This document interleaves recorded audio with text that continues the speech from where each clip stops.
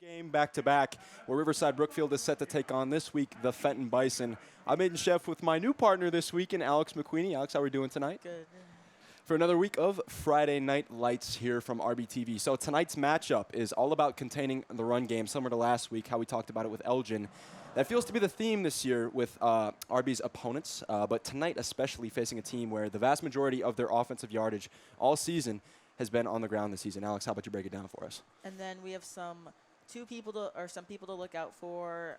We have Omar Diaz and Angel Duran seem to split time as 3 down backs, and both are very quick out on the backfield. Both of their wins against Elmwood Park and Streamwood from earlier in the season should be credited up to these two, as they have gotten the job done to their fullest ability for the Bison this year, despite their 2-2 record. And for the Riverside Brookfield, they've been working their running backs a bunch as well. Jacob Ratana has come alive this season with 39 carries for 317 yards and 5 touchdowns.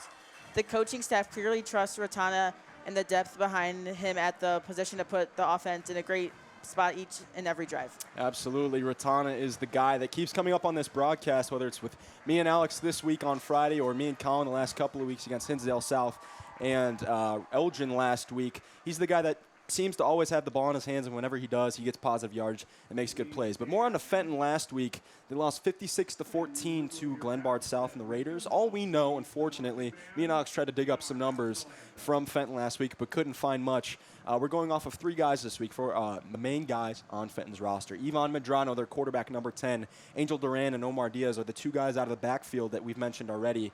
Those are the 3 men to look out for tonight. Medrano is the field general, and Diaz and Duran are the ones who get things done on the ground. So with no stats, obviously given from Max Preps, I took to the tape this week to see what Diaz's game was about. And Omar Diaz, he's shifty.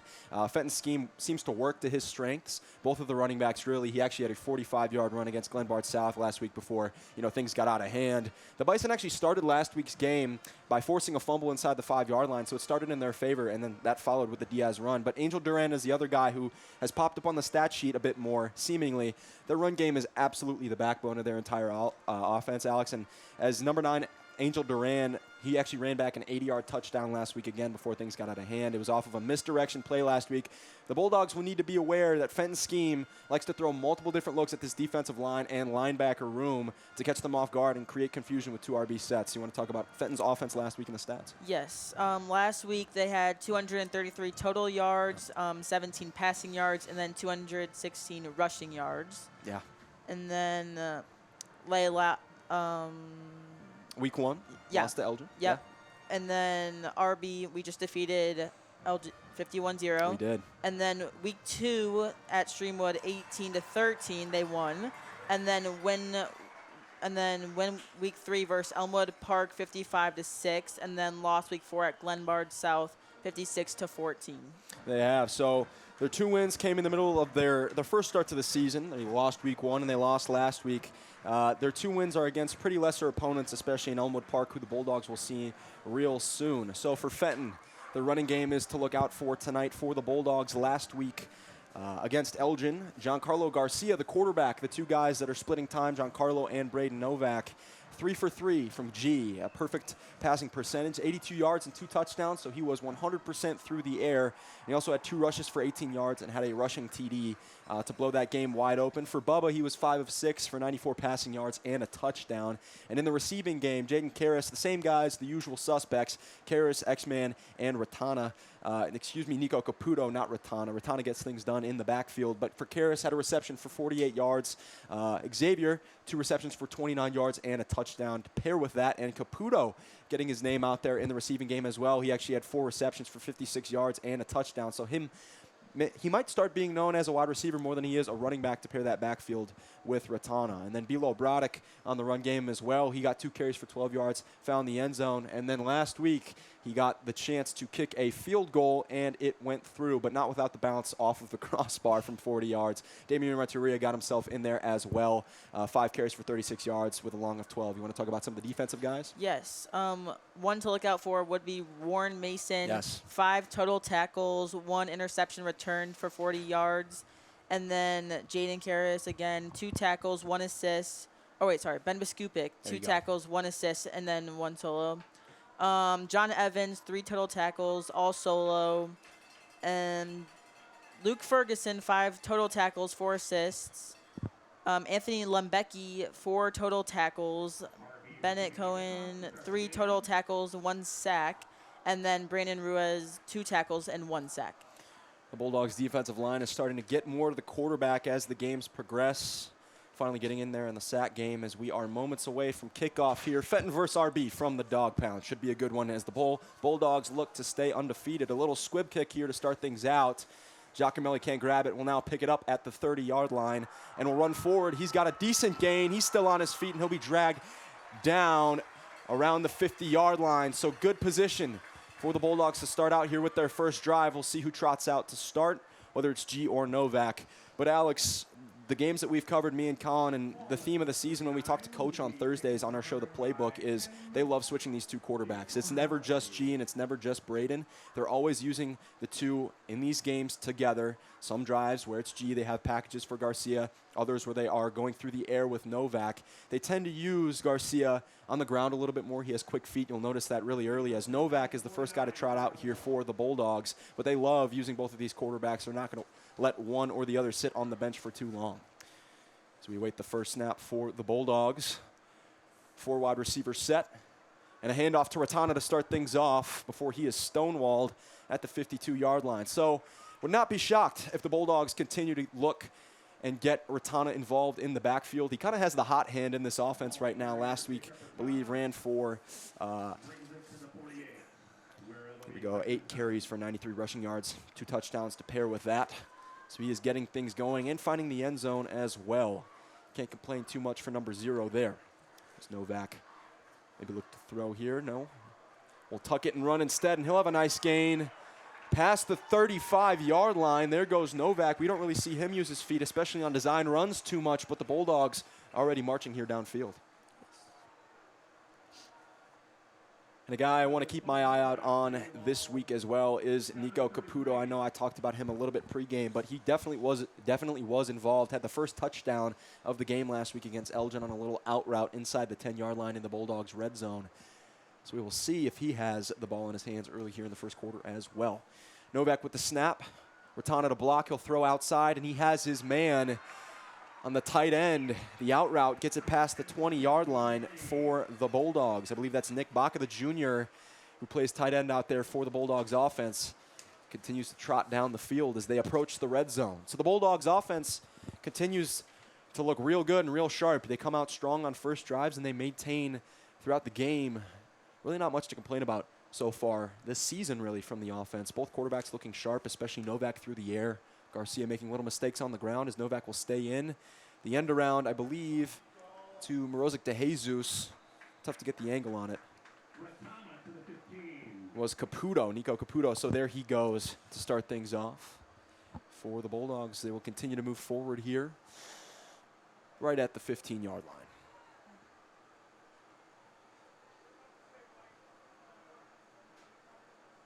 As the Bulldogs get set. Karras out in an island on the bottom side of your screen. Maybe look to get him involved early here as well. But no, they'll give it to Ratana. He bounces outside, cuts back in, makes a nice move. There's a flag down. But as of now, Ratana finds the end zone early once more. We'll see what the call is. But this Bulldogs running game stays hot as we await the call. And Styler is telling his men to stay out on the field. We'll see what the call is. Believe this one is coming back.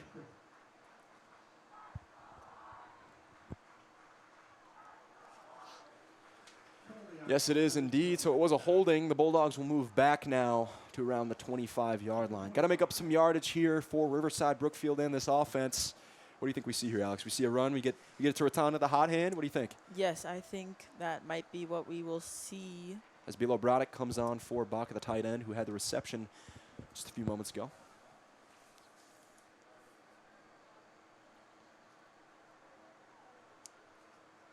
Novak enters the huddle and breaks it. 2nd and 15 for the Bulldogs.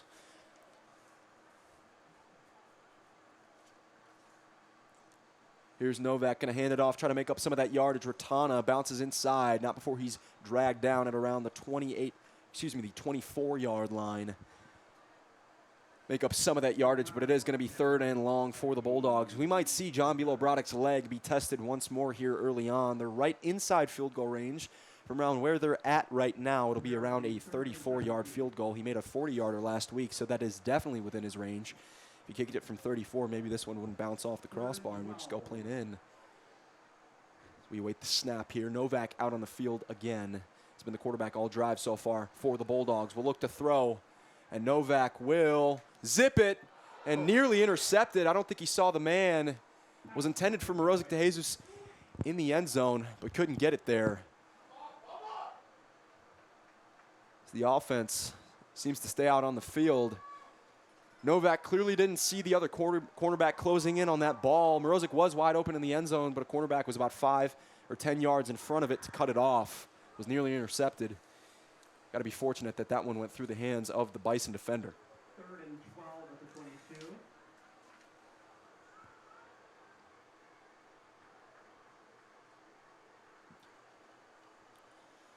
There's now 4th down and 12 to go for Riverside Brookfield.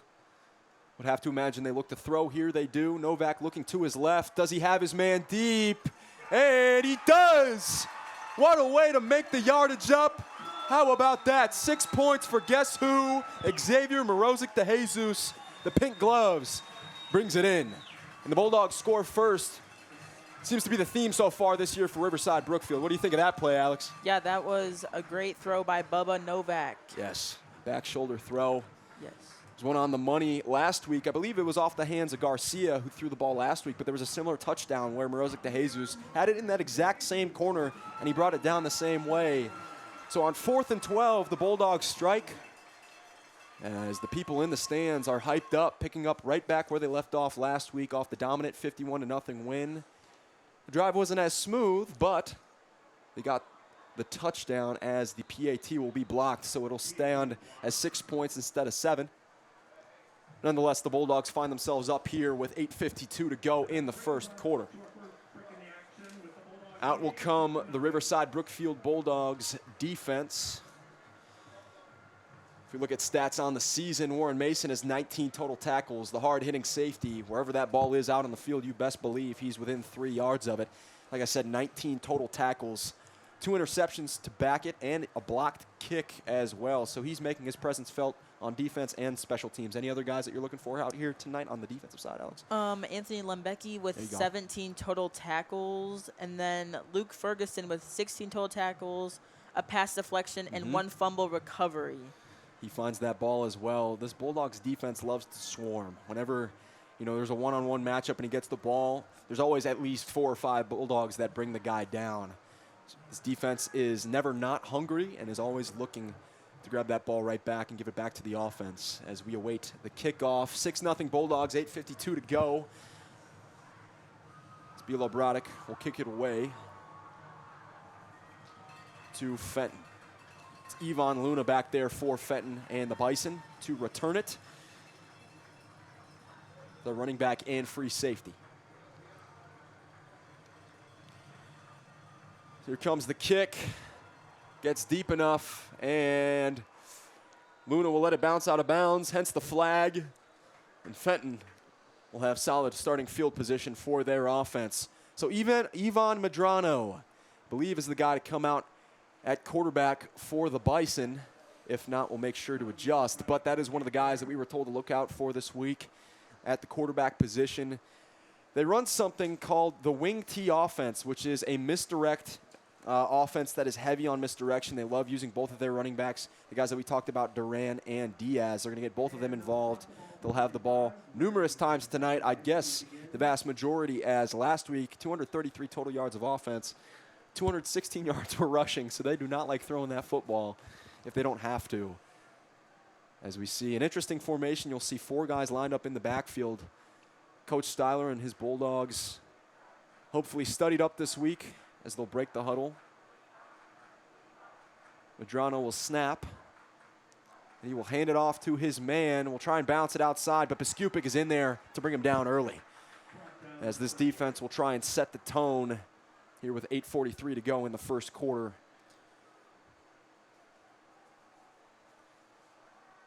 So it'll be interesting to see if Medrano gets his receivers involved, if at all.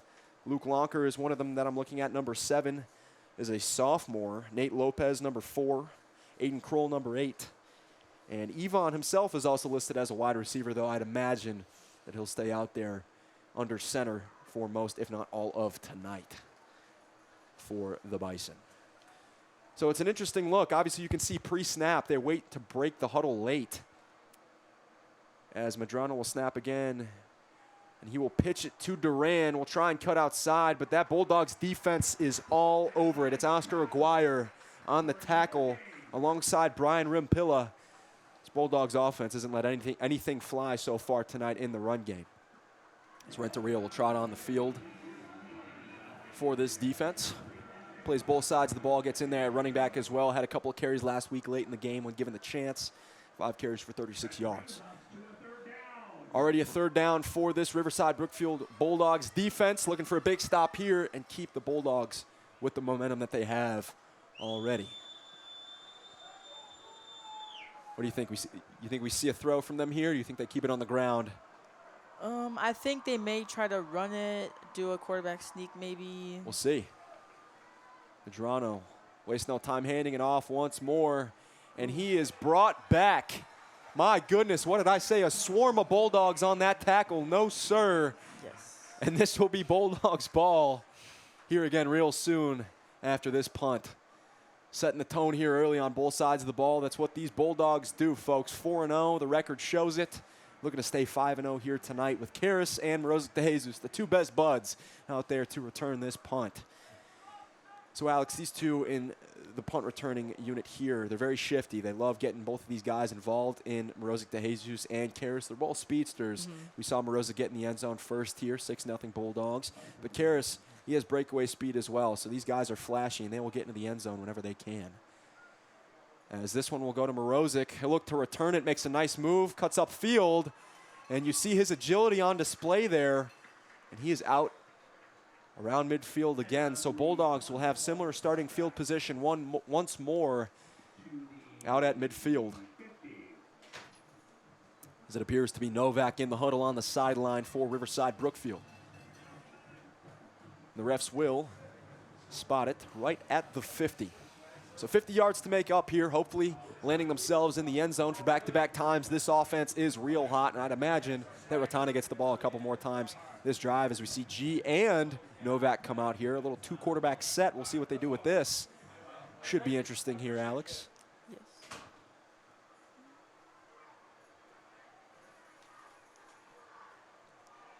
So it appears Novak is under center for the snap.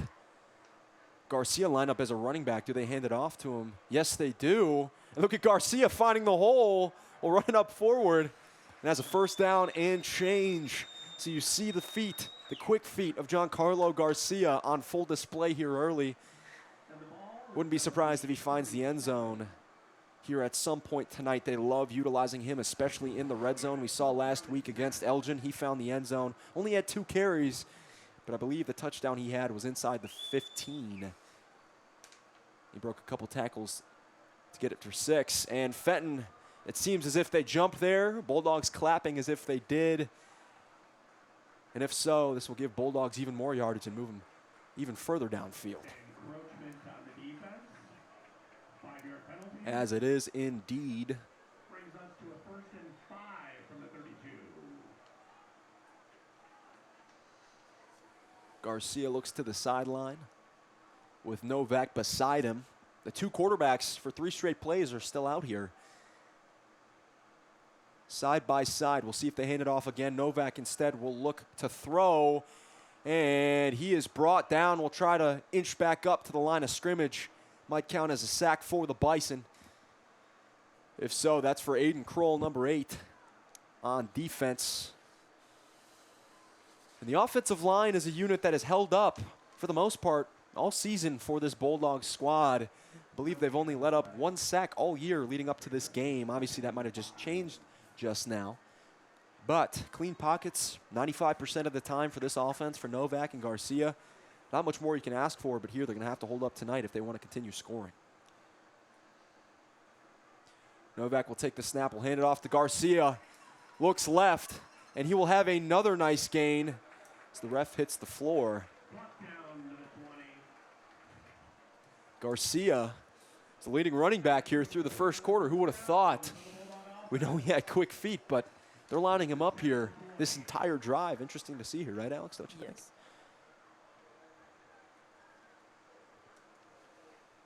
So they have the same look coming out. It's working so far, so not much to complain about. They'll keep it going until they have reason not to. Wonder if they get one of their speedsters. We've seen Baca out on the field for the majority of the snaps on offense here tonight, maybe looking to get their tight ends more involved here against the Bison defense. And we'll hand it out outside for G. He breaks free. Another touchdown for the Bulldogs on the ground.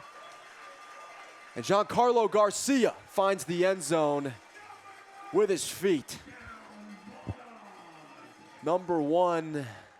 The two quarterbacks out there on the field all drive together. An interesting look, and it pays off here for Riverside Brookfield as they extend their lead. Maybe they'll go for two here to make up for that blocked PAT. We will see what they do. And no, it's being brought back. Apparently there was a flag drawn out on the field. Couldn't see it from up here in the booth. But that play will be brought back. Negates the touchdown. Bulldogs will have to make it up again. So that's 2 touchdowns now, Alex, brought back by penalties. Yes.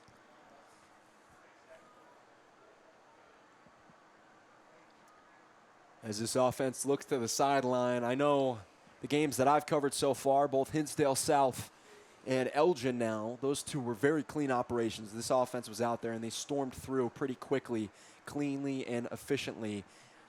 So far tonight, not so much, but they've still found the end zone. Novak rolls left, a bit high for his intended receiver. That was Morozic de Jesus.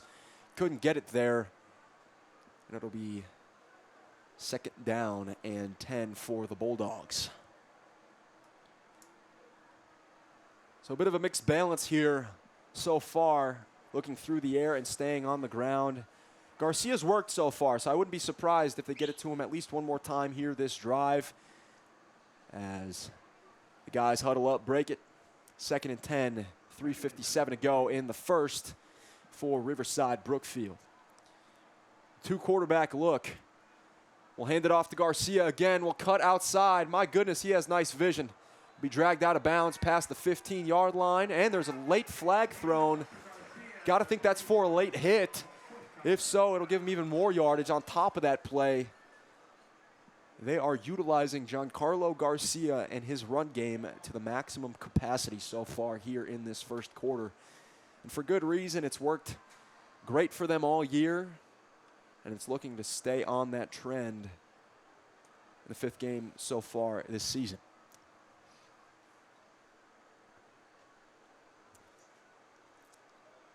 As we wait to see where the ball is spotted, this offense will move way up, and they'll put it down right at the 6-yard line. So goal to go here for the RB offense. If you had to guess who gets in the end zone if they score here, who would you say, Alex? What are you thinking? I'm going to go with Giancarlo again. I like that. I might second you there. Maybe if it's a direct snap this time, if he lines up under center, if Novak hands it off. It's been working all drive, all game so far through the first quarter. We'll see what they do. Novak looks to snap. It'll be handed off to Garcia. Alex, you're almost right. And you are. Touchdown, Riverside Brookfield. Giancarlo Garcia, this one will stand. And the Bulldogs strike again. 12-0. We'll see this time if they stay out for 2. I believe they will, to make up for that blocked PAT. Alex, 100% on the prediction so far. Good for you. So we will see if they can get it in for 2. So last week, the Bulldogs went for 2 on one of their many touchdowns in their 51-0 win. They looked for Jake Dudzik, and it was a good throw. It just went right through his hands. But interestingly enough, the Bulldogs picked up a bad snap for a PAT, and Bilo Braddock had to roll it out and throw it to Dudzik. He got his get back and got those points back. Garcia will look to run it in for 2, and he is stuffed by that Bison defensive line. So 12-0 Bulldogs. Obviously, you want to see these PATs and 2-point conversions be converted, but nonetheless, the Bulldogs still find themselves with a 2-score lead. So we will see the replay for the touchdown for Riverside Brookfield.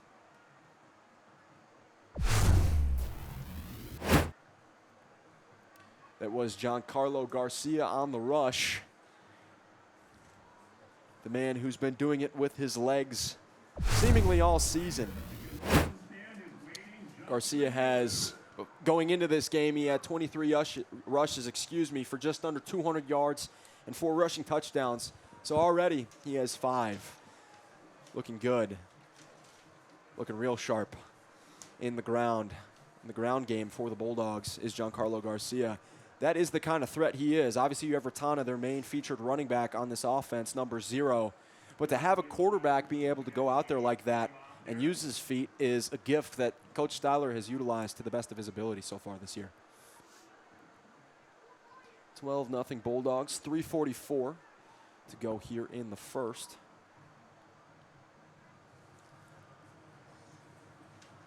As we await kickoff from Bilo Brodek.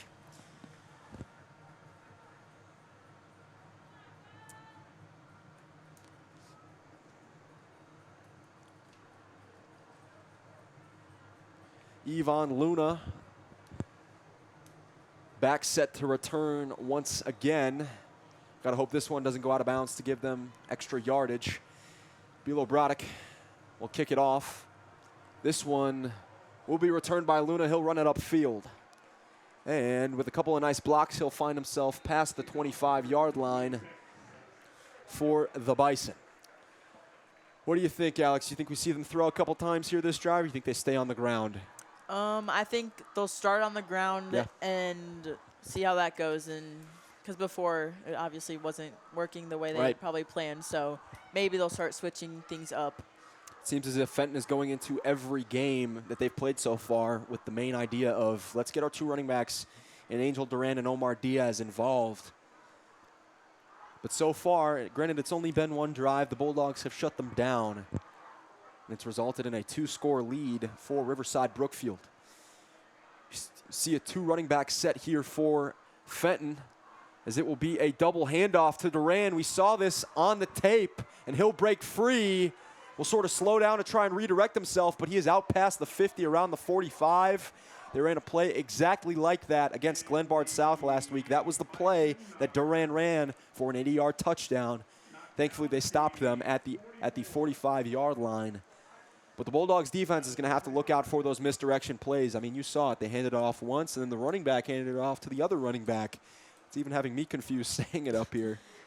It's tough to scheme around, but the Bulldogs will have to adjust tonight. Those linebackers are going to have to use their speed. Luke Ferguson, Brian Rampillo, those big guys up on the defensive line as well. They're going to have to do their best to chase these running backs down to constrict their offensive yardage through the ground game.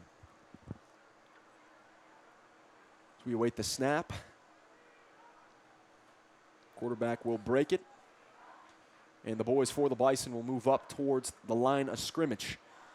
It'll be a fake handoff. First time tonight, Medrano looks to throw. They get pressure. Will he get it out to throw it away?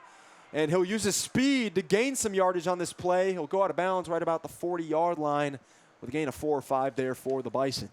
So we've seen the 2 running backs get involved with their feet. Now the Bison quarterback, and Yvonne Medrano, gets a couple of rushing yards there for himself. Was looking through the air on the left side of the field, but the Bulldogs defensive line broke through, nearly got the sack to bring him back.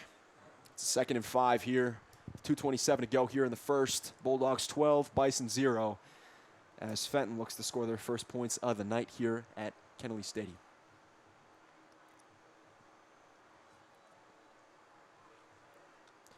See Duran and Diaz both lined up together on the field.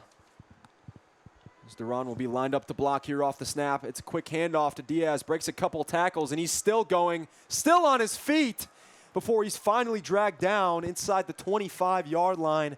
A very nice rush from Diaz. He can break a couple of tackles, as we just saw, Alex. Yes. Some good blocking there as well. But credit to Diaz for breaking a slew of tackles there. Just keep chugging for the Bison as they continue to move. And so far, the games that I've covered, it's only been 2 and a quarter now, but this is the most back and forth I've seen it. The first quarter especially is where the Bulldogs set the tone. They did so early. I do think that the missed two-point conversion and the blocked extra point took back some of that momentum. I think you want to convert on those plays. Maybe you don't think of that as much as the touchdowns, but nonetheless, points are points.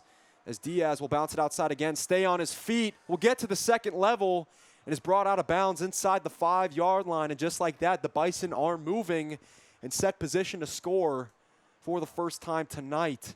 Got to think they stay with the rushing game here, as it is working wonders for them this drive. Didn't the first drive, but has so far here the second drive.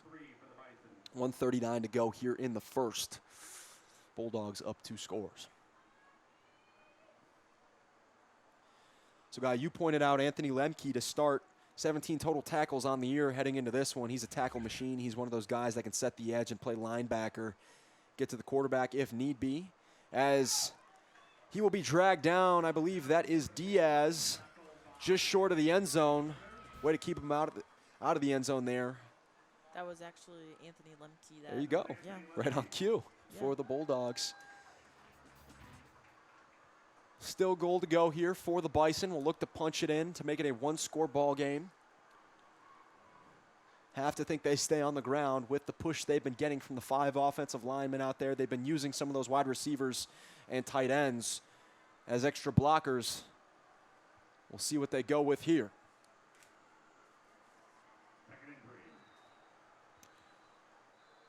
So we will see a timeout from the Bison sideline,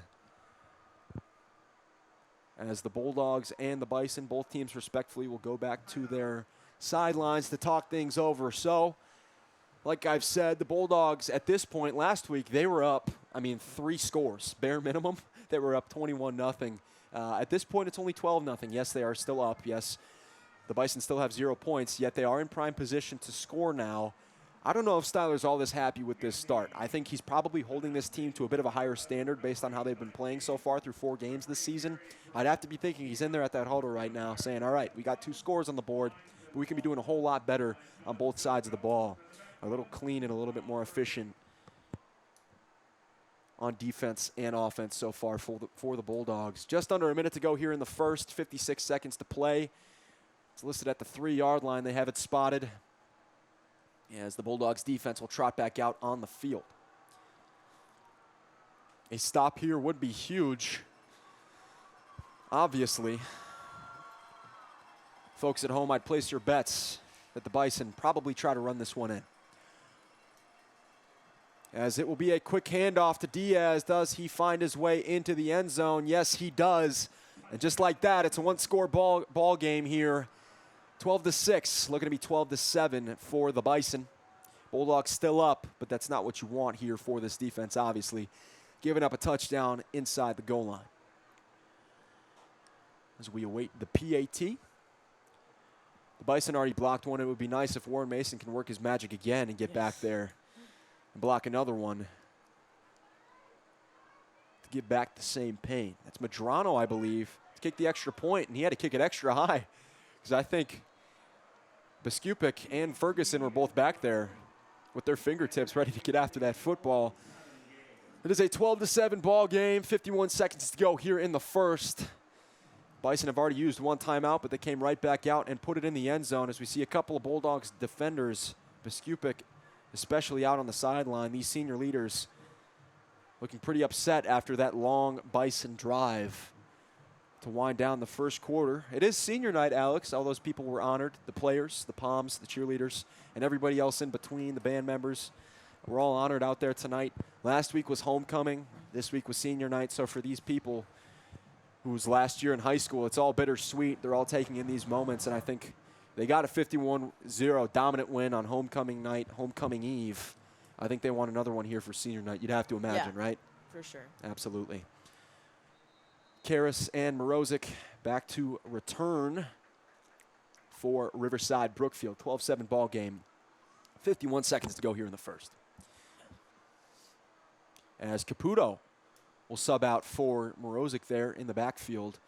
Morozic maybe pointing to an equipment issue. That might be why. As we await the kickoff from, I believe, Medrano. So the quarterback's doing it all. He's kicking it and he's throwing it. Mainly handing it off as it'll be a short kick. I believe that could be John Evans back to return. We'll try to cut it upfield. He has a lane and will be dragged down at the 48-yard line. Way to make positive yardage out of that, John. One of the seniors that was honored heading into this game tonight, the red-headed demon. Finds himself with some positive yardage there off the squib kick from Fenton. So this offense will come back out. Be interested to see if they go with that two-quarterback look again. It worked pretty well last drive. Just got to convert the points after. So we will see Garcia now with the lone quarterback trotting out there. Ratana alongside him in the backfield. We'll look to get Ratana going maybe this drive as well with the hot hand. Fenton almost jumped again. Bulldogs look to the sideline. 3 wide receiver set on the top of your screen. We'll hand it off to Ratana. Finds a bit of a crease, gets it past the 50-yard line, and is dragged down by 3 Bison defenders, one of them being Luna, their kick returner, who is also listed as a safety. Smaller guy at 5'3", 135. He is a junior, but can clearly get after it on the defensive side of the ball as well. Garcia maintains or stays out there for the Bulldogs. Ratana alongside him again. Fake the handoff, look to get it to Karras on the screenplay. Not a lot of blocks out there, but Karras stays on his feet. Will get out of bounds. Shy of the 40-yard line. Is it enough for a first? It was a 2nd and 5 on that play. We await for the spot. And that'll move the chains.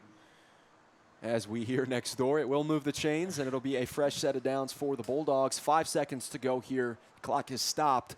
So one more play to finish out this first quarter. The Bulldogs look to maintain the lead and add on to it at that. Same look here. Karras and Caputo stacked on top of each other alongside Mrozik DeJesus. And another receiver out there as well. We'll just hand it off here to end the quarter. Ratana chugs forward and is dragged down just shy of the 35-yard line. So that'll do it here for the first quarter. 12-7 Bulldogs. That brings us to the end of the first quarter. Our score, As that will wrap it up for the first quarter of this game. Alex, what are you thinking? I think they are doing a good job. I just think finishing the plays that they Yeah. make to get the extra points will be a game changer for Definitely. them, especially being 3-0, 4-0. 4-0. 4-0, if they want to win, especially just finishing. But I think otherwise they're doing a good job of maintaining the pace of the Yeah, game. for sure. I mean, at the end of the day, they still have the lead, right, going into the second quarter, so you can't complain about that. But I think this coaching staff is probably telling, their players, we could have a bigger lead right now. There could be more momentum on our side if we're doing these little things, more properly and correctly. Like I said, I think this is the most back and forth I've seen it so far this year for the Bulldogs. All of their wins have been by a pretty sizable margin, so this is as close as it's been that I've seen with my 2 eyes through one quarter here for the Bulldogs. I talked to you before the game, and I told you I was like, I'd like a back and forth game because all I've seen are, blowouts. So I can't really complain myself through one quarter here, but obviously we want to see the Bulldogs perform to the best of their ability. As the Bulldogs are in the huddle, the Bison are already out there on the field ready to go for the next 12 minutes of this ball game and the last 12 minutes of this first half. As we will kick it to the sideline for a quick interview before the start of this second quarter. Okay, here with me I have Addie Bayo, Michelle Panduro. Okay, are you guys hyped tonight? Yes. Very hyped, yes. Okay, what would you guys rate the student section 1 through 10? 7, because the freshmen need to get louder. It's like half us are loud, Yes. and then like the top, not loud enough. We gotta be more hype. What's your favorite part of FNL? I think the student section, Yeah, like our friends, their families there, I think it's so much fun. Yeah. Perfect. Okay, are we good?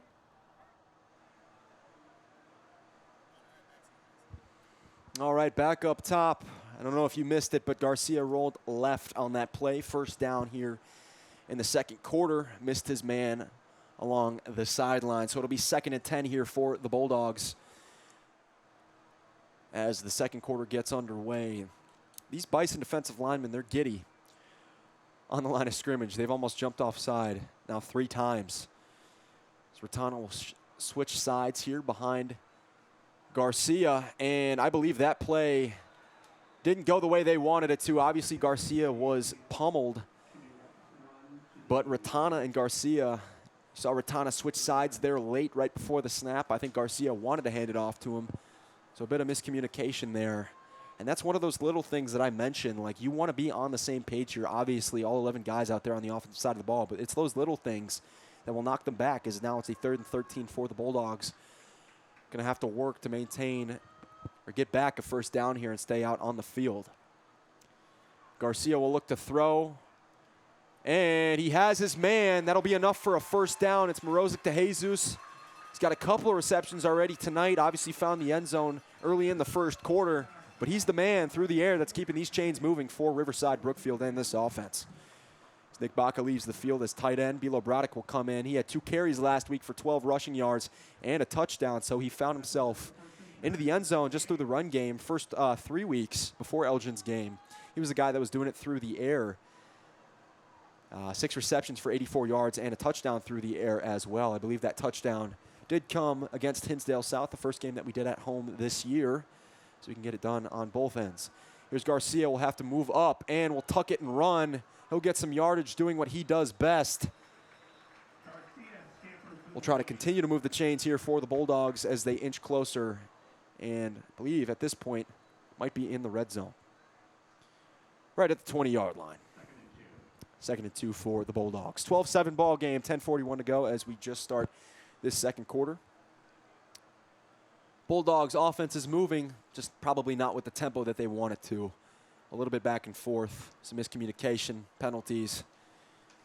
Not the cleanliest operation, but looking to still get it done. Garcia been the quarterback all drive here so far.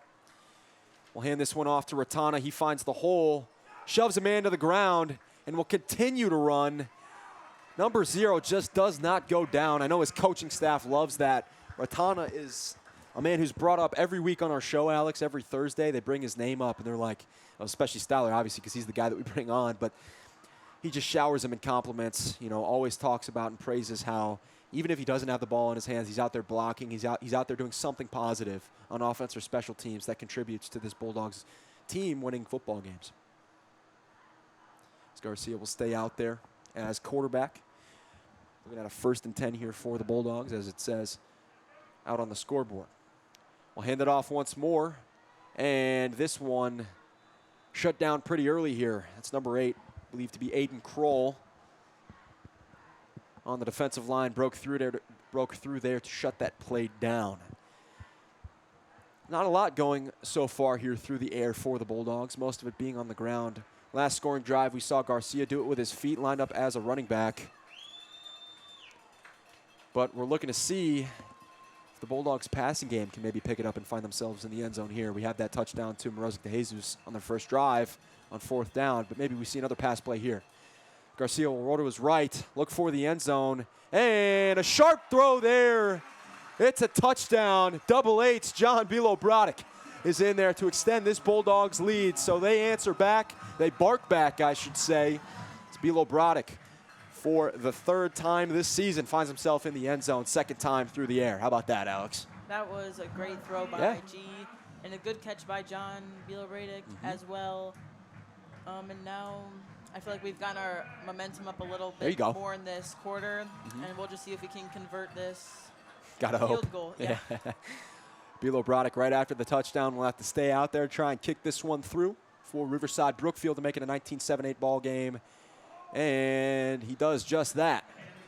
Bit of a knuckleball there through the uprights. Nonetheless, 19-7 Bulldogs. They answer back after the Bison scoring drive. 12-point lead here for Riverside Brookfield here at the Dog Pound. 9:25 to go in the second quarter. So the Bison will get the ball back. Look to stampede down the field. So I think the big thing to watch here tonight, Alex, is momentum. I know I said that word a couple of times so far, but that's really what wins high school football games. I mean, you said you're a Patriots fan, right? Yep. They don't have a lot of momentum so far this year, and neither do my Bears either. We're both sitting at 1-2, so they're going to need to gain some momentum themselves.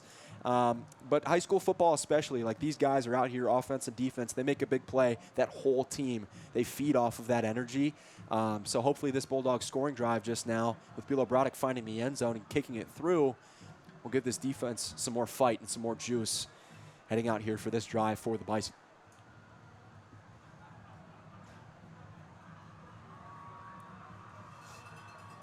As Bilo Brodek again will stay out on the field here for special teams, will kick it away. Using his hands, he'll use his leg once again. 9:25 to go in the second, 19-7 Bulldogs. Raises his hand for kickoff. These bleachers are loud. Floor is rumbling. Bilo Brodek will kick it away. Luna back to return once again. He'll have room to return. And is absolutely met there.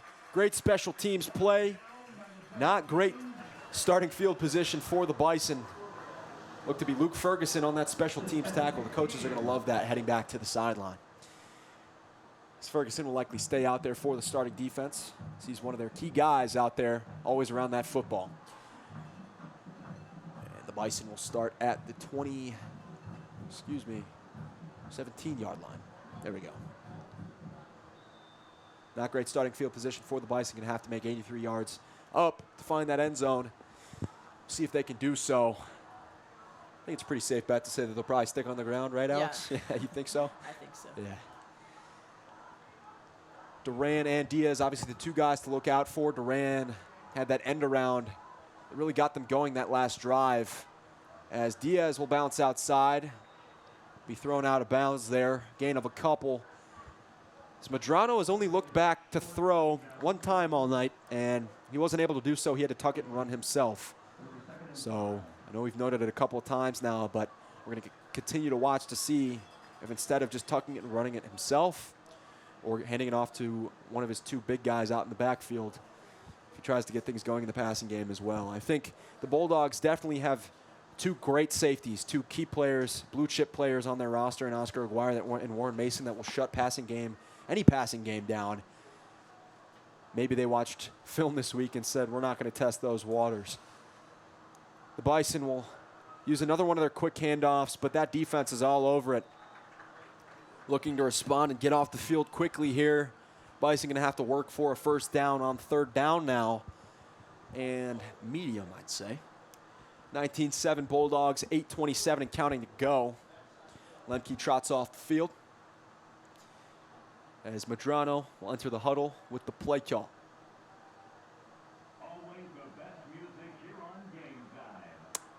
It appears Duran will line up out wide as a receiver. No, that is Diaz. Can't tell if it's 9 or a 6. As they break the huddle. Bulldogs defensive line shifts pre-snap. Men in motion. Duran is out in motion now. We'll get it to him on the pitch. And a nice tackle there from Mason. Throws up the fist. Did he stop it from the first down? We'll see where they mark it. A very nice tackle there in open space for Mason.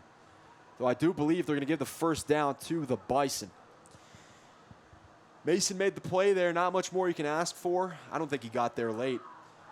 It's just a nice play call there from the Bison offensive coordinator, whoever's calling plays on that side of the sideline. Medrano will enter the huddle as the Bison look to continue to move the chains. Fresh set of downs for Fenton.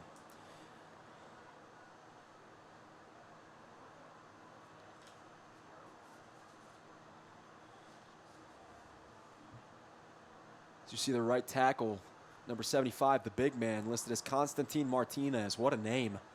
Big guy out there at right tackle. Medrano will now look to throw, and he'll get it to his man. Cut outside, and is eventually brought down on the play there. That is number 20, Romero Warkentine, the senior, who also plays quarterback, or at least is listed as so. So now the Bison opening the playbook up a little bit. Getting things going through the air, back-to-back passing plays. Converted on one of them for a first down. The Bison look to drive here downfield once again. Back-to-back scoring drives is what they're looking for to respond after Bilo Brodek found the end zone last drive for the Bulldogs. As we wait the snap, The Bison will do their move where they clap. Everybody goes up to the line of scrimmage. Duran again lines up out wide. We'll see if there's pre-snap motion. Instead, it's just a pitch to Diaz, and a very nice tackle there. Oscar Aguirre with the clothesline to bring Diaz down and negate that from being an even bigger gain for Diaz. A nice play there from the safety. I just mentioned them a couple of plays ago. Warren Mason and Oscar Aguirre in open field. That's not a matchup you want if you're a running back or an opposing offensive player. They will bring you down like a heat-seeking missile. Medrano will break the huddle. 5:30 and counting to go here in the second quarter. Halfway through the second quarter. Counting down to halftime. Bulldogs with a 2-score lead. There's a short formation here for Fenton. Running backs will swap. Duran in motion. Another fancy handoff, but that's going nowhere. The Bulldogs defense, after the Bison's first down conversion of this drive, has been playing very well around that football, particularly that interior defensive line. There's a swarm of them, and they're there to stop that football. It's a 4th down and about 2 to go here for this Bulldogs defense. Would be a huge stop. If they do stop them, that means they get this ball here at around the 35-yard line of the Bison. In scoring position for the Bulldogs. Probably the biggest play of the game so far here in this matchup on Friday night. So we see Max Perez, the senior, lined up out at cornerback for numerous plays now. It's my guy. Go out there and make a play, kid. As the second charge timeout towards Fenton will be called here. We'll have 1 left in the half. Bulldogs have not used one yet, so they'll use this to take a breather, talk this one over, and hopefully get this 4th down stop. How big of a stop do you think this would be for the Bulldogs, Alex? I think this would be a huge stop, Yeah. especially because I feel like we need the momentum to continue to Be on our side. Yeah. For sure.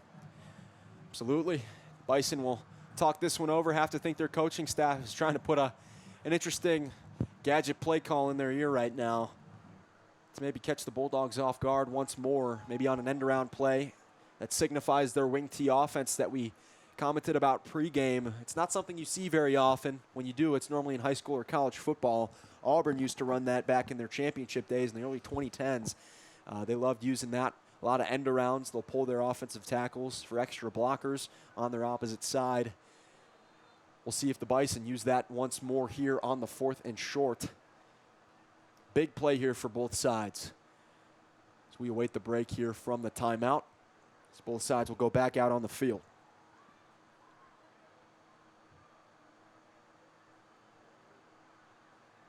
Let's see one of these seniors make a play. It's senior night. How about stand out? Seen both the safeties make a couple nice plays here. Ben Biskupik along the defensive line, one of those seniors that we've talked about. Big impact player there off the edge. We'll look to throw. It's a screen pass, and it's behind his intended man. And the Bulldogs will get the ball even further back from where it was at the line of scrimmage. This is huge for Riverside Brookfield. They have to capitalize here, Alex.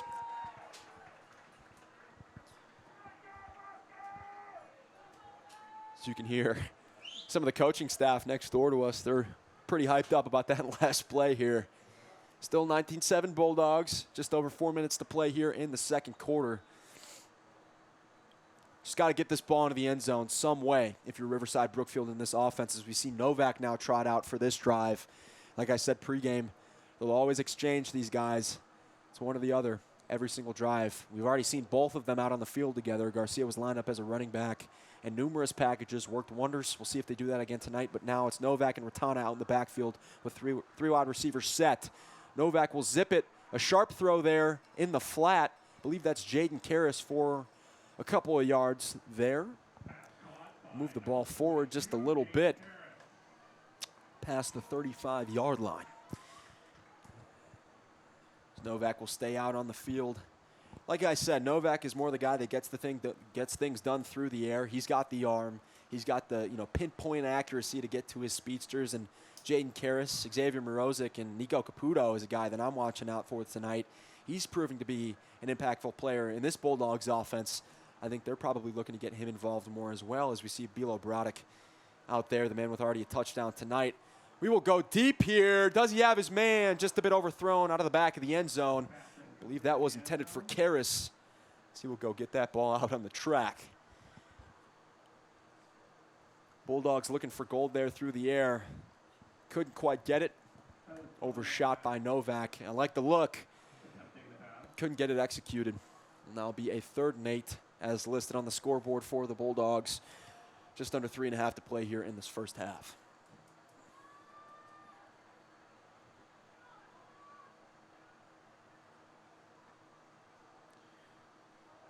The Fenton absolutely jumped there as the Bulldogs didn't even have to do anything to get this first down,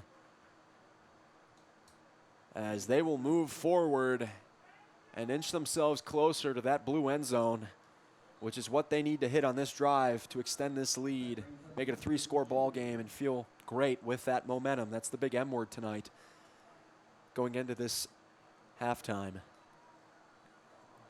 That's their, what, 2nd or 3rd false start? Yeah. Yeah. They're jumping almost every play here. Real giddy off the snap.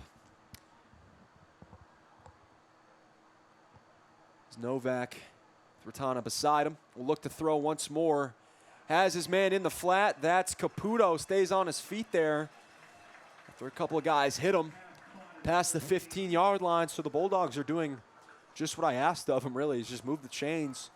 Keep that ball moving forward. You got to get points on the board here, I think, really to feel good going into this half, as I'd imagine Ratana gets a couple of handoffs here as well. Clock is moving, just over 3 minutes to go here in the first half as Novak approaches the huddle. Bilo, Braddock, Karras, Morozic, DeJesus, and Caputo, the 4 wide receivers lined up out there alongside Ratana, the main men. Be a fake end around to Novak. He'll tuck it and run. He has a shot to the end zone, and he gets there untouched. Touchdown, Riverside Brookfield, number 9, Braden Novak, using his legs, what his teammate Giancarlo Garcia loves doing. This time it's him as well. Both of them have found the end zone here on the ground. The Bulldogs extend their lead, looking to make it 26-7 here to end this first half. Just under 3 to go. Bilo Braddock will kick the extra point here. Nice play from Novak to scan the field, read it, and find that blue end zone to make it a 3-score ball game now. Bilo Braddock will knock it right through. 26-7 is your score here as we approach the end of this first half. Now you got to be feeling pretty good, right, Alex? Yeah. Yes. This defense will look to probably end this half here. Maybe get the Bulldogs out there with some more time to play for that offense. We will see. Just matters how long it takes for this Bison drive to be completed or to be stopped.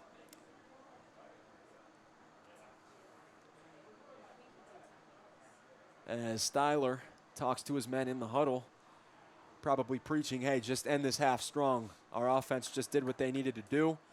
Go set the tone for this second half after halftime to end this half for the 11 guys out on defense.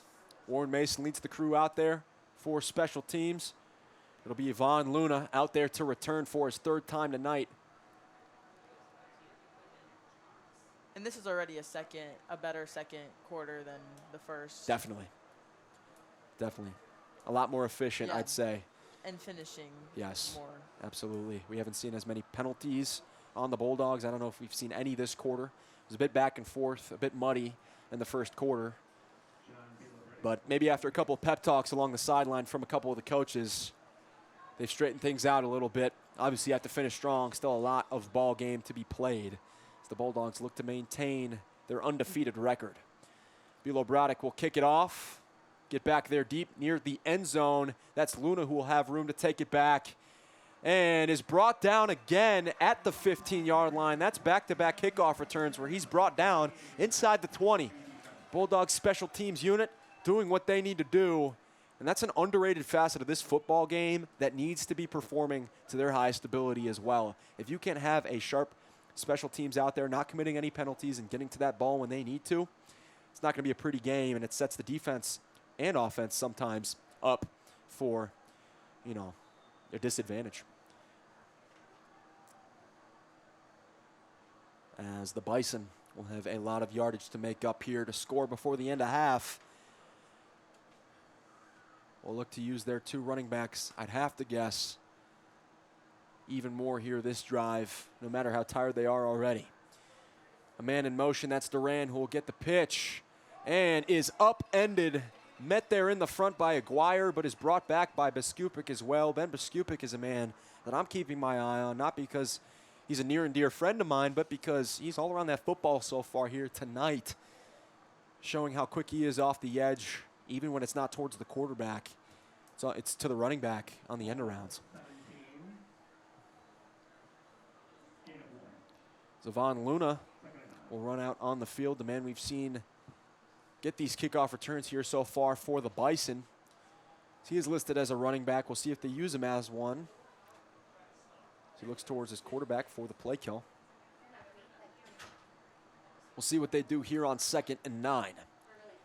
Luna's in motion. They don't get him the ball. They gave someone the ball. Doesn't matter who it is because the Bulldogs were all over it. Stuffed by this interior defensive line. A great play there by the defense. That looked to be Andrew Oliveras, the junior. Plays both sides of the line. Stop that play there for the Bison run game. As we have another timeout here on the field. As you hear Swag surfing out on that field, I miss that music. It's their 3rd down theme song. Bulldogs already stopped the Bison so far tonight on a 4th and 2. We'll look to do so again here on a 3rd and 9. With 1:44 to go here in this first half, in the second quarter specifically. 26-7, your Bulldogs have the lead if you're just now tuning in.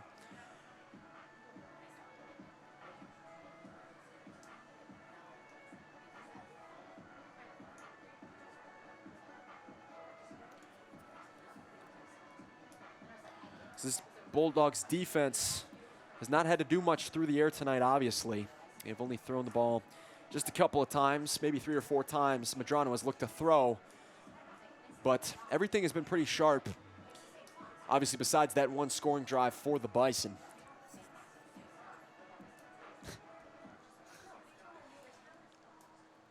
The Bulldogs defensive line will shift there. A broken play. Is that ball out? Yes, it is. Who will be on it? And we're seeing who's on the bottom of that pile. It's a touchdown for Riverside Brookfield. Was that Oscar Aguirre with the football? Or was it Damian Renteria? I think it was Damien. Was Damien who got to that football. A huge play there. Nobody saw that one coming, but it broke down there. I think there was some miscommunication for the Bison offense as Riverside Brookfield scores again before the end of this first half. Yeah, that's huge for us. Absolutely. What a play there from this defense. Way to stay aware. Know that that ball was out and that it was in the end zone, so you might as well get on top of it to score some more points. Bilo Braddock will have to kick this extra point. Maybe they go for 2. We see the offense might be in the huddle there. As we were talking, what felt like just 5 minutes ago, obviously it was last quarter, but it felt just recently that we were saying this was going back and forth. Now it's shifting towards the Bulldogs.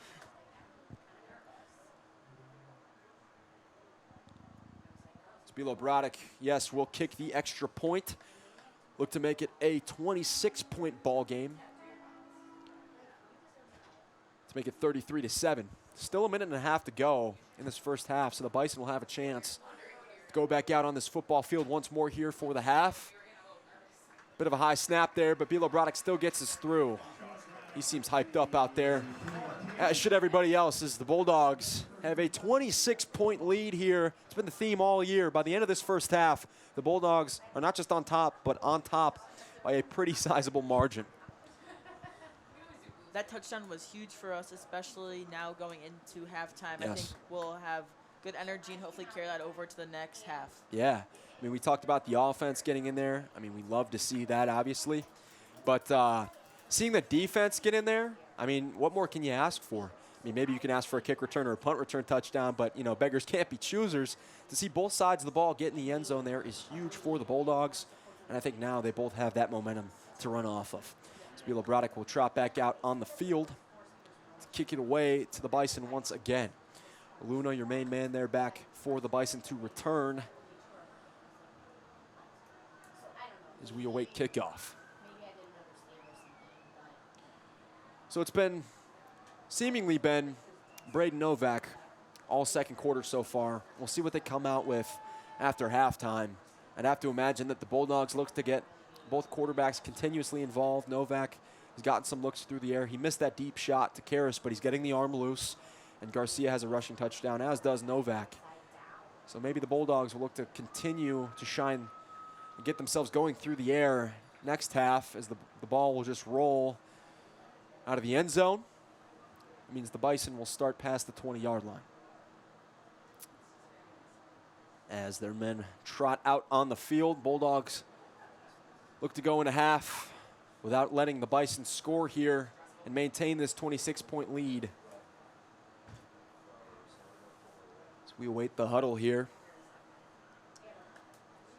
Any guys stand out to you so far here, Alex, on this defensive side? Obviously, we saw Renteria fall on top of that ball for the touchdown. But any other guys there, maybe on the defensive line, that have stand out to you so far? Definitely Warren Mason There you go. has had quite a bit of tackles in the second quarter. Yeah, both the safeties. Yeah. And Anthony Lembecki again. There you go. Those two are definitely doing damage on the defense For sure. side. As looked to be some confusion there on the Bulldogs' defensive line. Biskupic looked back towards the sideline as a timeout was called, I believe, from the Bulldogs. That would make sense, reading what I just saw there. Don't know what was going on. Clock is stopped at 1:36 to go here in the first half. 33-7 Bulldogs. It's all black and blue here in the first half.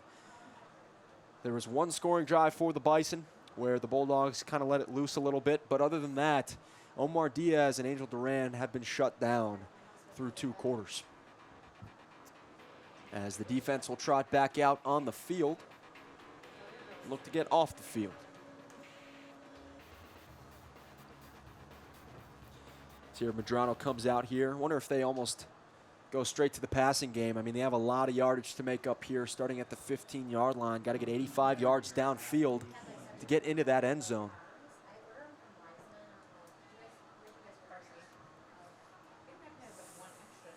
As that's a fumbled snap. Another bad play as we see some laundry out there on the field as well.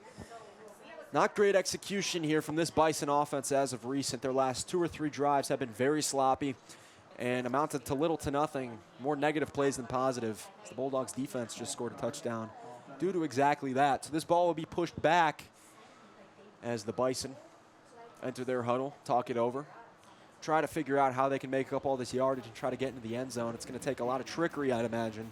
Misdirection, part of that wing T offense we've talked about, to find that end zone if they want any realistic shot of doing so.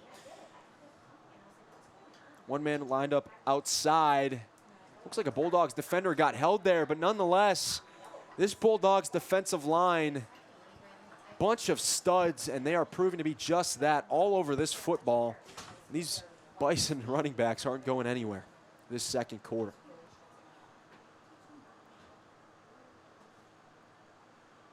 So the ball is lying around the 16-yard line, was pushed back because of that penalty. And that play resulted in little to nothing for this Bison offense.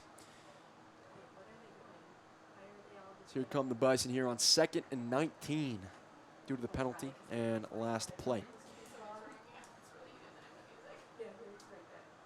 Medrano rolls.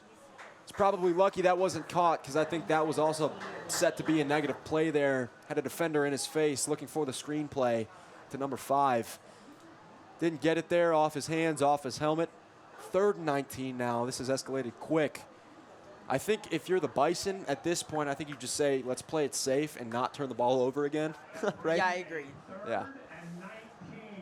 3rd and 19. Especially with what happened last time. Yeah, you don't want that disaster unfolding again if you are Fenton before the end of this first half. I think you want to just get out of the second quarter as is. Your swag surfing. Bulldogs theme song. We'll cut there.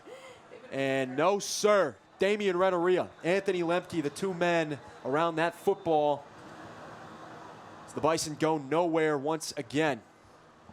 Still 34 seconds to go in this half. The punt unit will come out for Fenton. The Bulldogs will have a half a minute to try and get this ball into the end zone and put up 40 points in this first half. That would be pretty crazy. Yes. That would be pretty crazy. They scored 51 points last week. They're on pace for what, 66? I don't know if they'll get there. Assuming if they don't, take their foot off the gas, they very well could. This offense is a fireball. When they're on, they're absolutely on. They're like a light switch. Maximum voltage, this offense with the likes of Braden Novak and Giancarlo Garcia. When they're going and they have those guys involved, they are going. 34 seconds to play here to end this first half. 33-7 is your score. As here comes the defense. Morozic de Jesus lining up relatively short alongside Jaden Karras, the two wide receivers, the speed demons we like to call them. Guys who can break away at any given moment. High snap there on the punt, nearly blocked. That's a real short one. I don't even know if they'll end up touching it. Did that hit the Bulldogs? It did, and he's dragged down at the 35-yard line. A special teams disaster there for the Bulldogs. And a funky play on special teams will give the Bison, and they're very fortunate to have gotten the ball back here. They will get the ball back here at around, I believe he was tackled at the 35-yard line of the Bulldogs. It's not what you want to see from the special teams unit, especially heading into halftime. You don't want to ruin any of your momentum. I don't think the coaching staff is too happy right now. All of those guys, they have to know where the ball is at, because still, even if you're not back there to return it, if it touches your part of your jersey, if it touches any part of you, that's a live football. Yeah. The Fenton Bison can get on that. As the ball will be pushed back here to around the 44-yard line.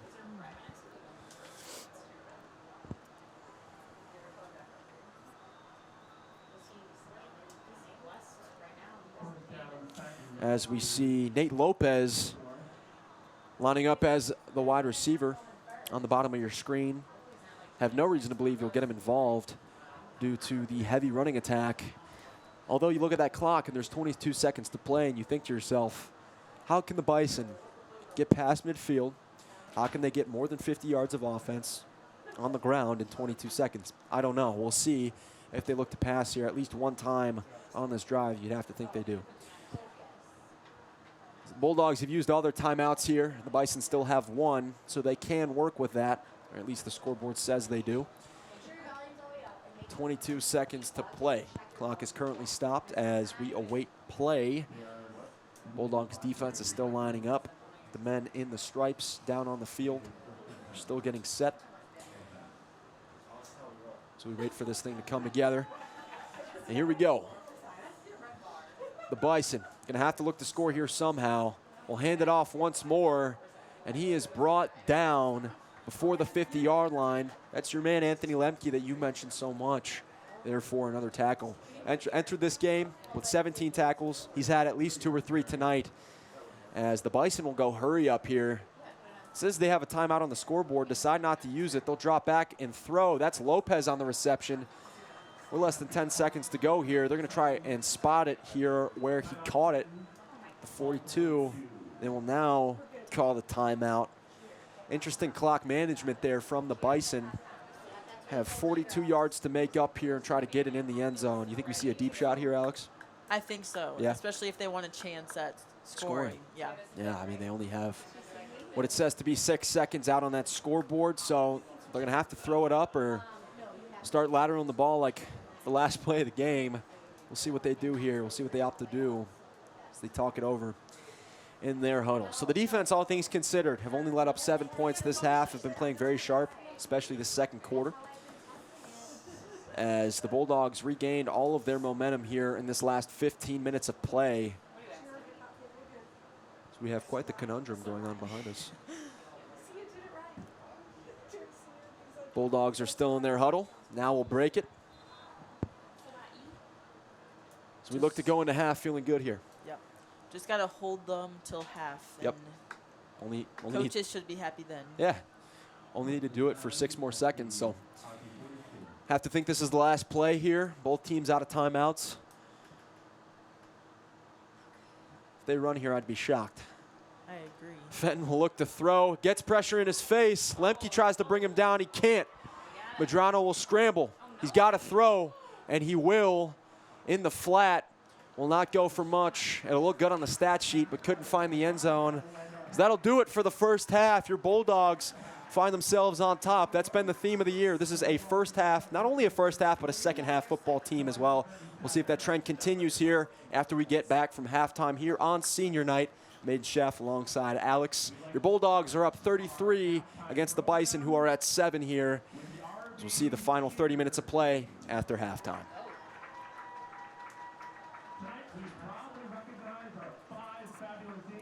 As we will kick it to sideline here for a presumed interview going into halftime.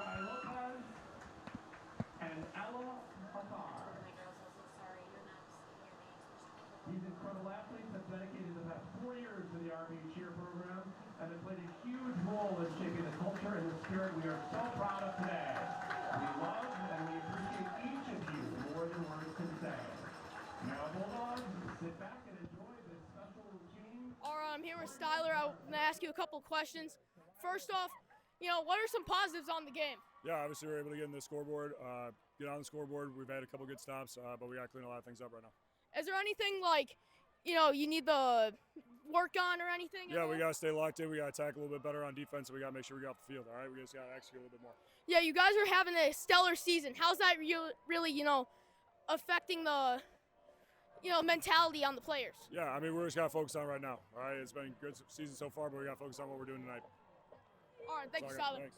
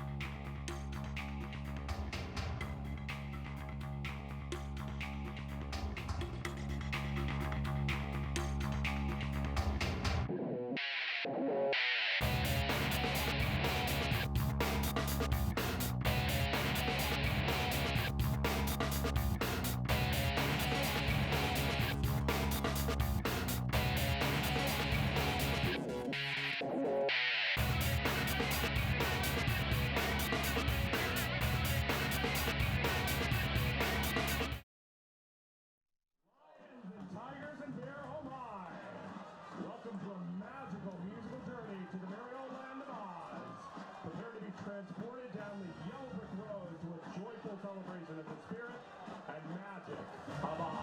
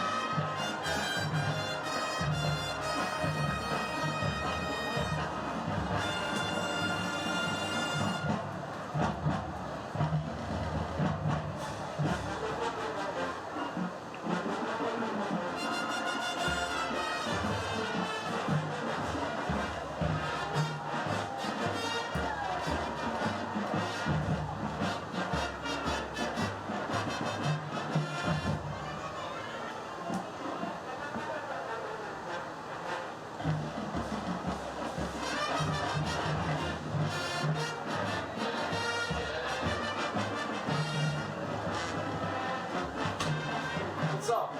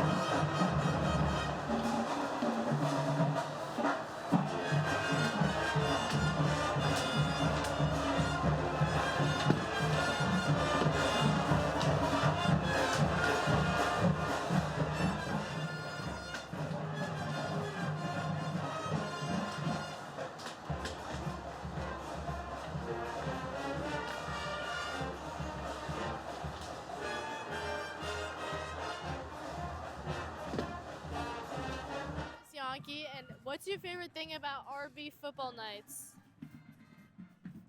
A real close game and we're victorious. Yes. How do you think the game tonight's going?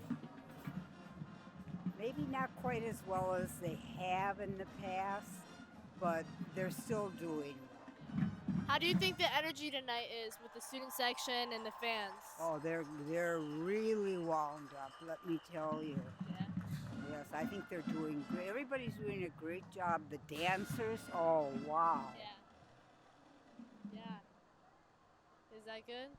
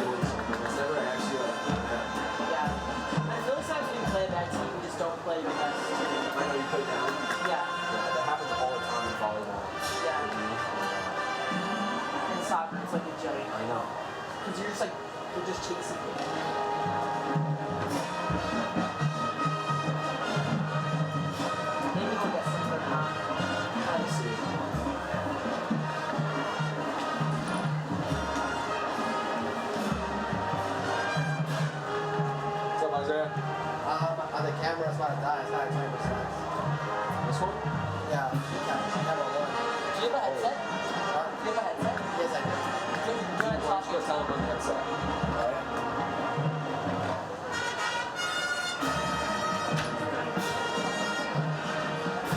Is this camera 1? I think it is, right? Yeah.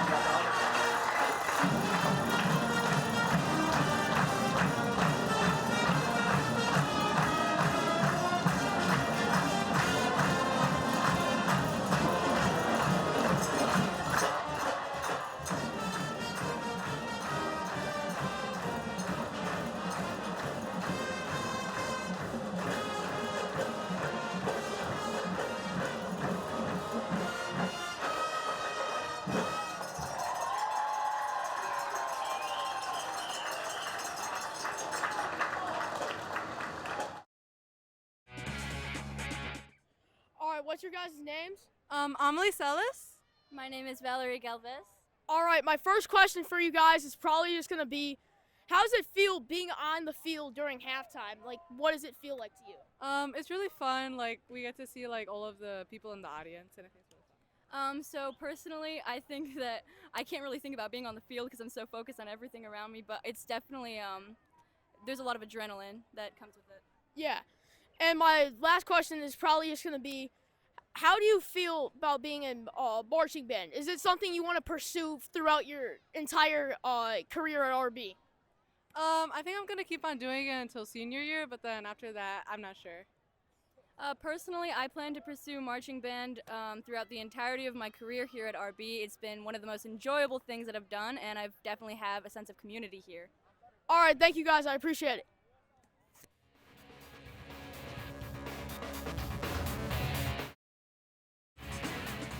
All right, welcome back, folks, to the Dog Pound, where we enter the second half. The Bulldogs are up 26 points, 33-7.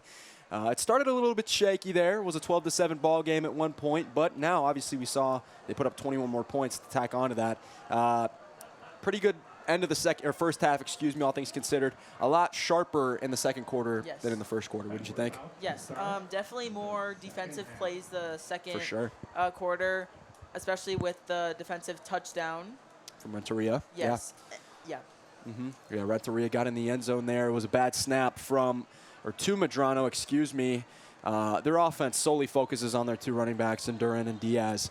Those two guys, while they've had a couple of runs for, to break free and get some nice yardage, other than two or three of those, they haven't been able to do anything. And huge credit to this Bulldogs defensive line for stopping them. A lot of it is misdirection, their wing T offense that we've been talking about. They've put an end to it really on every drive, and it's been really impressive to see.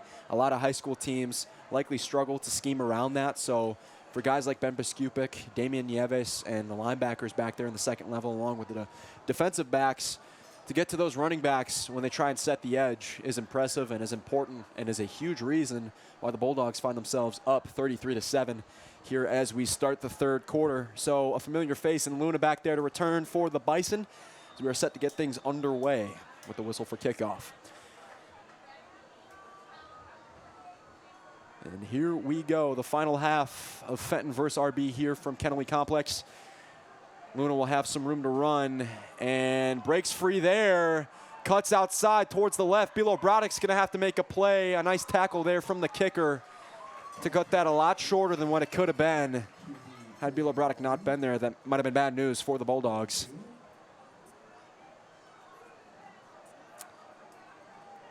as the defense will take the field for the Bulldogs. Had a strong end to the half, obviously with that defensive touchdown, but also negated them from finding the end zone with 30 seconds left to play. Bison handled the clock pretty strangely in terms of clock management, but nonetheless didn't find themselves in the end zone as Diaz is absolutely pummeled. That's Oscar Aguirre again on the play. He's always in that backfield, and you have to think he starts as a safety, so it takes a lot of running room to get up there towards that running back. That's why I keep saying heat-seeking missile, because that first step of his is lightning fast.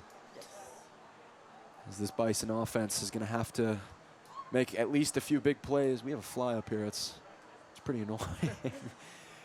Medrano looking for the play call, as Diaz and who looks to be Duran lining up beside him. Medrano takes the snap, this time looks to throw. Diaz turns, and good defense there, good coverage from Aguirre. Diaz couldn't hold on to it off his hands, and that's an incomplete pass, setting up a 3rd and 8 now for the Bison. So the Bulldogs defense looking to get off the field here pretty quickly and give this offense 11 minutes to play here in the 3rd quarter. A guy who's had, I'd say, a quieter senior season, while his impact is definitely still felt, is Damian Yeves. He only has 8 tackles coming into this game. Maybe a couple impact plays from him tonight might set the tone even further for this defense and this team as a whole. I know he's probably a locker room favorite, funny guy, as Duran will try to make up that yardage for a 1st down. These Bulldogs defenders, if one guy can't bring him down, there will be an extra 3 coming in as backup. Don't believe he got the 1st down there as Duran tried to set the edge. Should be a 4th and short for the Bison. We're awaiting the spot. Some defensive names to look out for the next half. Aguirre, Mason, Lembecki, and then Rampila. Yeah, Dylan Rampilla is another guy that we're looking for here, or Brian Rampilla, excuse me, the linebacker. He's got the shoulder plate, which I think is pretty cool. Look, you don't really see that a whole lot in football anymore. But that should be pretty intimidating by itself. And he is a fantastic player, as the Bison will punt here. It's a shorter punt. Don't want another special teams disaster here. As Karras will return it, try to cut up field. Look at him go. Does he have blocks? What a return this is set to be. Karras losing his breath and is out of bounds just outside of the 30-yard line. Looking Tariq Cohen-esque there to cut it back upfield. What a return and what a special teams play to make up for the disaster that happened the end of last half. As the Bulldogs offense is set to go out, they'll mark it at the 34-yard line. Still great field position for what should have been at around the opposing 30. We will see who comes in at quarterback here. It's always a mystery with this offense, if it's Garcia, if it's Novak, or if it's even both that we saw for a drive and a couple of extra plays in the 1st quarter. Last half, I don't know if that picked up on the mic, but these fans are rowdy. Novak, the quarterback, out there with Ratana. 4 wide receivers set for the Bulldogs, who will hand it off to Big Zero. He cuts upfield, makes a man miss, gets dragged down past the 25-yard line. The chunk man in Jacob Ratana finds himself with some decent yardage there to keep that ball moving forward at the start of this Bulldogs drive. So Joey Campagna, one of the seniors tonight, is the offensive lineman, the senior offensive lineman for this crew. Talked to Styler on the playbook, and I wanted to ask him about the offensive line because me and Colin haven't really given it much attention, even when we should, because going into this game, they've really only allowed 1 sack all year. Campagna's really the anchor, and he deserves a shout-out. All those 5 guys are playing really, really well so far this season, and that's a huge drop there from Nick Baca. Went right through the hands. Would have been a very solid gain, and had he turned that upfield, he might have had 6. He's a bigger guy. He can break a couple of tackles, so I wouldn't have been surprised had he caught that if he turned it into a touchdown. Off his hands, and it'll now be a 2nd and 10 after Ratana's 1st down rush. What do you think of Jacob Ratana so far when he has the ball in his hands? I think he's definitely one of the leaders out Yeah. there. Oh, yeah. Whether it's with the ball or without. He's great at running the ball, super fast. Yeah. But he's also a good leadership. He shows it on and off the field, which is definitely a key. That's good analysis there, as Novak will look to fire intended for Baca, 2 plays in a row. This one a little bit high and tight of his intended receiver. So that'll just sail incomplete. 3rd down and long here for the Bulldogs. Set past the 30-yard line. We'll see what Styler cooks up here. Baca will come off the field after 2 intended passes, as will Giacomelli, who was out there as well, another junior. A pair of juniors will come off the field. Bilo Brodek, Karras, and X-Man, along with Caputo, will line up as the 4 wide receivers. Morozic de Jesus out on an island. Might be getting double covered here. As Ivan Luna pushes him off, he might want that matchup. Novak is going to look to throw over the middle of the field. Is that intercepted? It was tipped. And that ref might be calling it. We got 2 different answers here. One's calling it incomplete. One might be calling it an interception. That ball was tipped, I believe, past the line of scrimmage. Looked like he was going for Karras or Caputo on the right side of the field on a crosser. That ball thankfully dropped. Had it been an interception, that would have been a crucial turnover for the Bison to start this second half. The offense will stay out there. You still see Novak out there on a 4th and 10 now, I believe. Yes, a 4th and 10. So if they give this up, the Bison will have it at around the 20-yard line. Novak going to have to make a quick decision here. Has defenders in his face, gets tripped up. That ball, is it live? They're going to rule it a forward pass and incomplete. So sloppy end of that drive there, the first drive for the Bulldogs of the half, and the Bison will regain possession at around the 20-yard line. Not really what you want to see there, right, Alex? Yeah. As the defense will trot back out on the field. Medrano, the field general, has already passed so far this half. Maybe we'll try to get the passing game even further involved and set the tone here through the air in the 3rd quarter. Novak is yet to do so with a batted pass incomplete and failed conversion on 4th down. Medrano under center, moves up to his center. And a screen play here, pass behind the line of scrimmage. His intended receiver, number 5, has the ball. He'll run it upfield and get knocked down there. That's Anthony Lemke, the guy that has come up numerous times now on this broadcast. The junior linebacker making yet another play to bring number 5 down there. Stop him from a 1st down. 2nd and 4 here, 8:45 and counting to play. Bulldogs stand pat at 33. Bison stand pat at 7 here so far in the second half. Bison have it at the 29-yard line. Again, 2nd and 4. Have to think that Diaz and Duran are the 2 guys that will be heavily involved this half as well. They're 2 main men on offense that carry quite the load. Another fake handoff. I believe there was an end around there to Duran. Bulldogs read it like a book. As another stop there from this Bulldogs defensive line.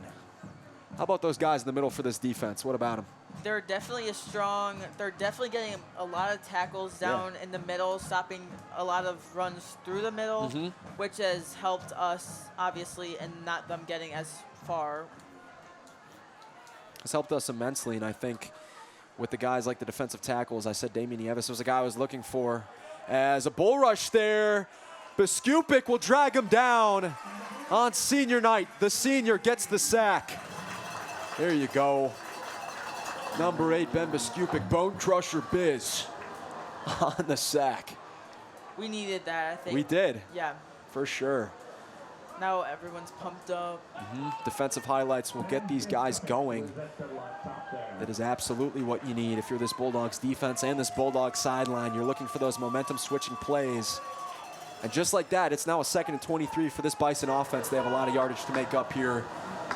Maybe they'll look to dump one off or simply just run it and try to make some of this 23 yards up. I think they're going to run it. Yeah, I think that's a safe assumption.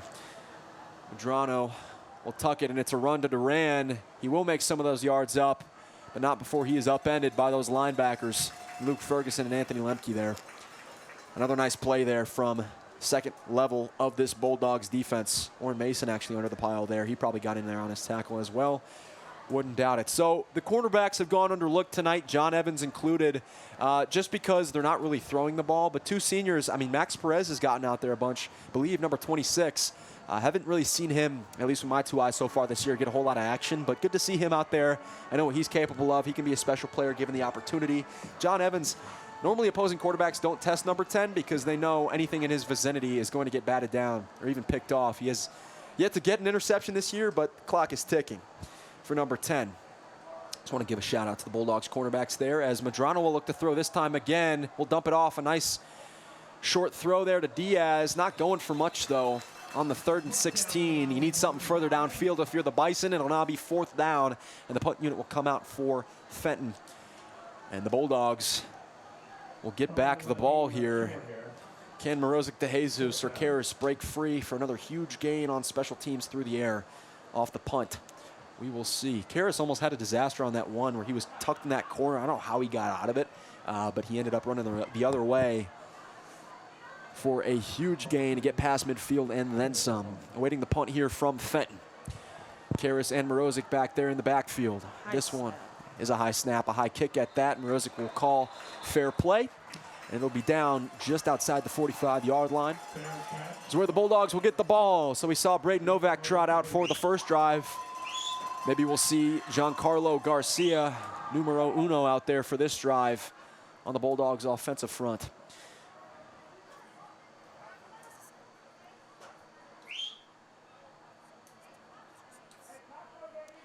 As we will see Garcia out there at quarterback. Novak is not on the field. Number 1 will take over for at least the start of this drive. Ratana alongside him. Morozic, the man in the pink gloves, who already has a touchdown tonight. The only receiver on the left. It'll be tucked and ran by Ratana. And that ball is going no more than a yard or two. Didn't get much push from the offensive line there. Sort of ran right into the edge defender. Only a gain of 1 there, so it'll make it a 2nd and 9. I'd say that the Bulldogs should really try and focus on getting their receivers involved. We had the touchdown to Morozic as the first score of the game, but I mean, we know that what Karras is capable of. We saw it on the punt return. I think we have some speedsters that should really get involved the second half to blow this game even more wide open. Yeah, we definitely have speed. For sure, as we see, might be highlighted here from Caputo. He cuts up the middle of the field, still on his feet. What a stiff arm. Caputo down the sideline. What a play.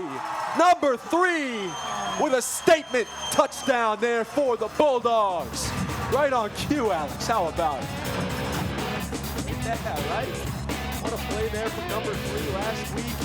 Got himself involved a lot through the air. 4 receptions for 56 yards and a touchdown. I mean, really right on cue. We talked about speed, wide receivers through the air, touchdowns. All 4 were answered there, and the Bulldogs continue to blow this one wide open. Looking to make it 40-7. As we will get a replay after the PAT, hoping Bilo Brada can punch it through. What a play there from Nico Caputo. To think the Bulldogs will have him back next year is an exciting thought, as he is not even a senior. He's versatile, a running back, a wide receiver. As you see here on the replay, that man can do it all. What a stiff arm at around the 25-yard line to break free and eventually get in there for 6 points. As the PAT was knocked through. 5:23 to go. Your Bulldogs 40, Fenton Bison 7. A huge differential again. That feels again the theme all year. These Bulldogs are always up a lot at the start of the second half, and we are halfway through the third quarter. We see just that here once more in week 5. The Bulldogs, again, looking to stay undefeated, are 4-0 currently. Their most latest win, a 51-0 dominant win over Elgin at home here at the Dog Pound last Friday, just a week ago. 51-0. Both quarterbacks got it done. Both quarterbacks getting it done again tonight. I think it's interesting that we saw Novak get into the end zone just with his feet this time. We haven't seen that yet this year, so normally that's Garcia's job, but they let Novak do it anyway. As we let Bilo Bradic get set here for kickoff. Luna back there to return. We've seen Luna on both sides of the ball here, offense, defense, and special teams, so really all 3. He's returned kicks, been out there as a defensive back or free safety, and the running back as well for a couple of snaps. Bilo Bradic. Ball is up in the air. Luna will have a chance to return it. Caught it with the helmet there. Giacomelli is running there to try and get him. Huge hit. 2 Bulldogs ran into one another. As one comes up limping there, that's Anthony Lemke. Gotta hope he's okay, grabbing at the knee. That is a huge player there for the Bulldogs, trying to get up there on his own power. Special teams did what they had to do. Again, the Bison find themselves at the 15-yard line to start this drive. That's the third time that's happened tonight. Thankfully, Lemke seems to be walking off the field on his own power. That's a player that you can't miss. Yeah. He's done a lot for us tonight. For sure. Bunch of tackles. I want to say at least 5. I wish we could keep track up here in the booth. It's just too difficult to do that. But I'd say Lemke has definitely made his presence felt tonight all over that football. So probably take a break here. Up 33 points. I think he deserves one with how much he's done tonight for this defense. Give that knee a break here for a couple of downs at the very least, maybe this entire drive. We'll see. I think the Bison here probably have to start making up some of this yardage through the air. Last week they had 233 yards in total. We talked about how only 17 of them were through the air here, as they'll tuck it and run it with Diaz once more. No, sir. That ball's not going anywhere. The Bison will be cut short there. Diaz a gain of about 4. But like I was saying, I think it's only a matter of time before we start seeing Medrano kind of let it loose a little bit, let it rip.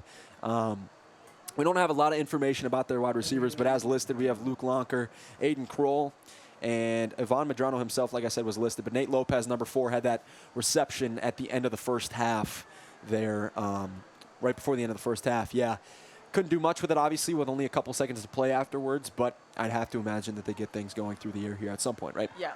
For sure. As we have I believe a timeout on the field. Might be for an injured player. Cannot tell from up here. The Bulldogs, though, up 33 points. Just under 5 minutes to play, sitting at 4:59 to go here in the third. Looking to keep this game within a pretty wide margin. Definitely better start to this half than the first. I'd say so for sure. I think, like we said, the first 8 or 9 minutes of this game was pretty choppy. Like we said, I think the closest it was 12-7. Bulldogs had 2 scores. Fenton responded, got themselves in the end zone.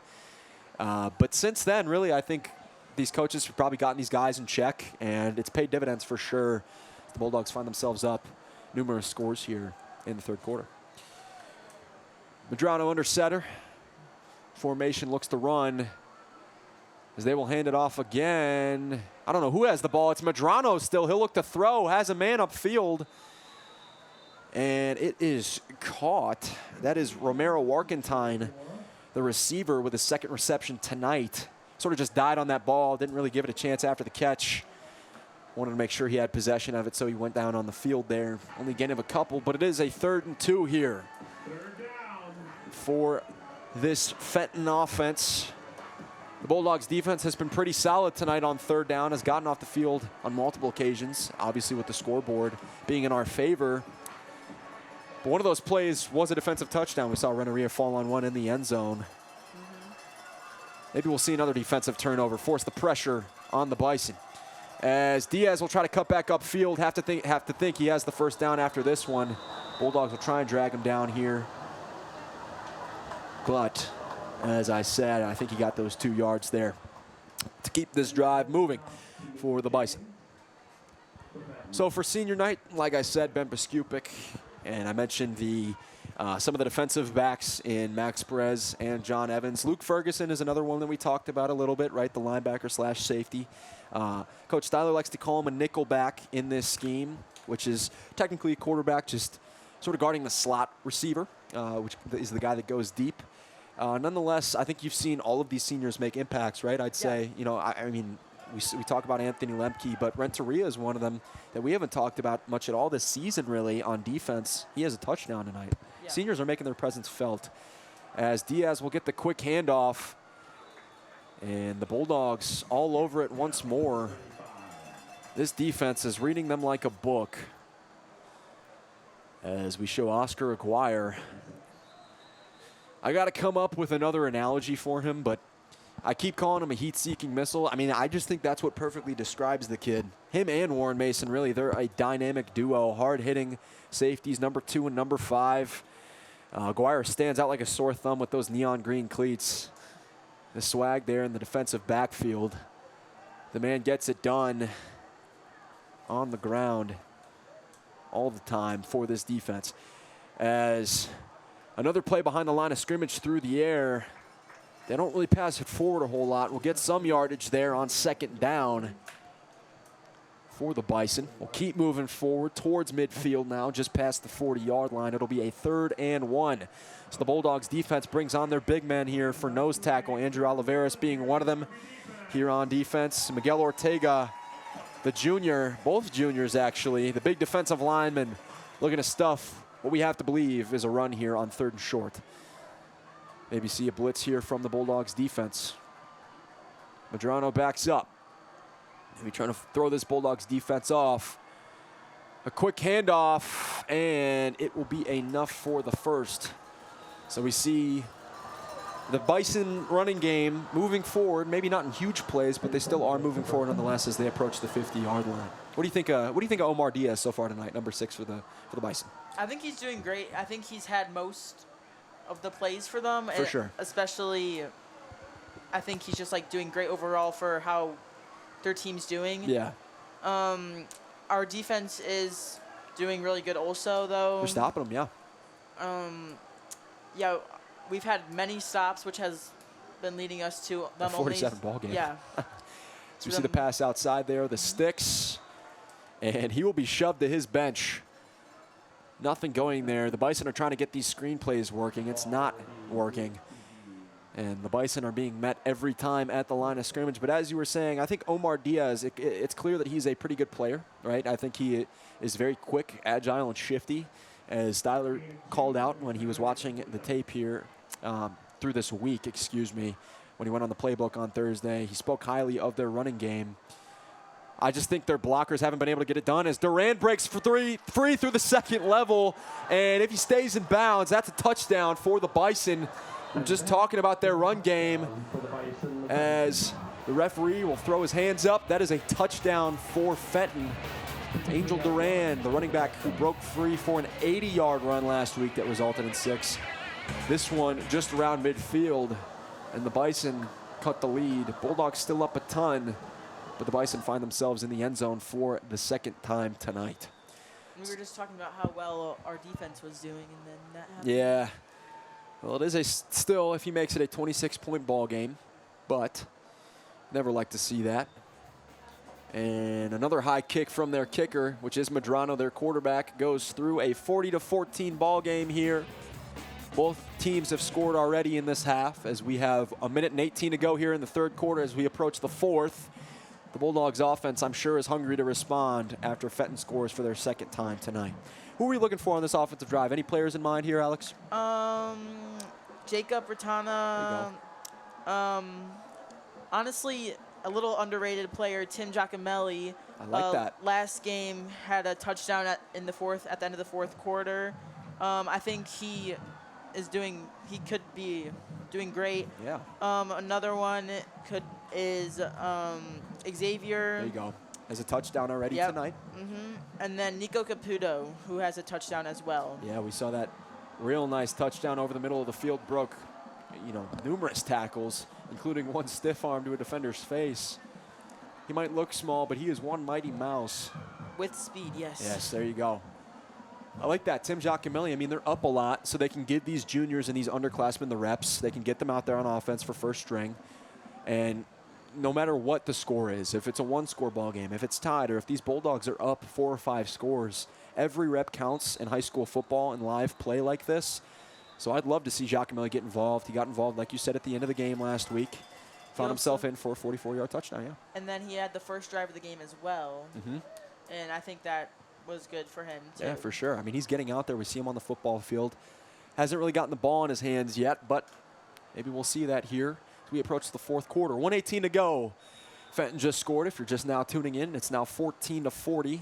Bulldogs are up. Another real short kick there. This time it'll be fielded and brought down pretty quick. Oh, that is 10 John. There you go. There we go. Feels like every time you speak to somebody, they got the ball in their hands tonight, right? Even with Caputo on that touchdown. Giacomelli there on the return. Got a couple yards there. We'll start around the 40-yard line. As the Bulldogs offense will try it out on the field, we'll see what quarterback they like to use here.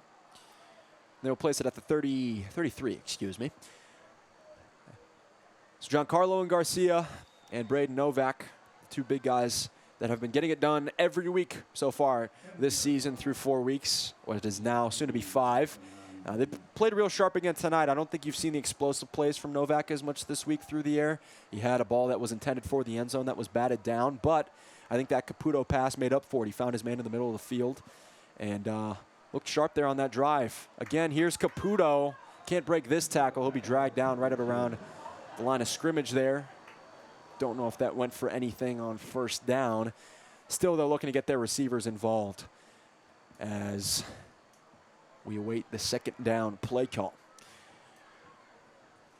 For the Bison on their defense, one of the guys that I'm looking at is Gavin Stewart, big number 55 there. You see he's had a couple tackles here tonight. Obviously, they're down 26 points, but I think he's probably one of their impact players whenever the Bulldogs are running the football. Him and number 8, Aiden Kroll, are always over that if Ratana isn't breaking it into the second level, as we will see a pass here. A quick out route to Bilo Broddick. We'll get a nice chunk of yards there. Should be close to the first down as he gets knocked out of bounds. So Bilo Broddick last week, like I said, got involved in the rushing game. He only had 2 touches on the ball. They were both rushes. One of them was for a touchdown along the goal line. Tonight he's getting it going through the air. Bilo Broddick has a touchdown. 6 of the 40 points here put up by the Bulldogs tonight. And I should give him more credit, too, because he's kicked these PATs through. I will say I want to see him kick another field goal tonight. I think it's an underrated part of the high school football game just because you don't see it a whole lot. Yeah. They punt it short, or, they're always going for it. You don't really see high school kickers high school kickers really kick field goals a whole lot. Bilo Broddick has the leg after last week. Granted, he doinked it in, but I'm not going to underestimate him by any means. As the Bulldogs look to the sideline, await the 3rd and 1 play call. Couple guys run off field. Now we see number 83, Jake Dudzik, run on the field, and that's number 23, Jaden Barrett here for an offensive snap. See how they get him involved. He's listed as a tight end on the depth chart. Maybe come in as an extra blocker here on 3rd and short. Have to imagine Ratana gets the ball here for the rush. They'll fake the handoff. They'll give it to Novak, and they will have the first down after he fights for it. He's still moving forward. Look at the push from this offensive line. That's the kind of effort you're looking for from this coaching staff. Yeah, I agree. I think that really helps them get the first down. Sure, and get more yards after that. I mean, that could have been a 2 or 3 yard play. Now it's like a 7 or 8 yard play there on the first down.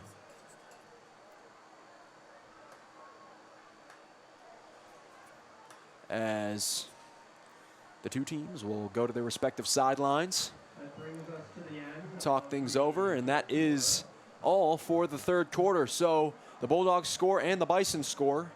So we are awaiting an interview down on the sideline. We'll kick it to them here.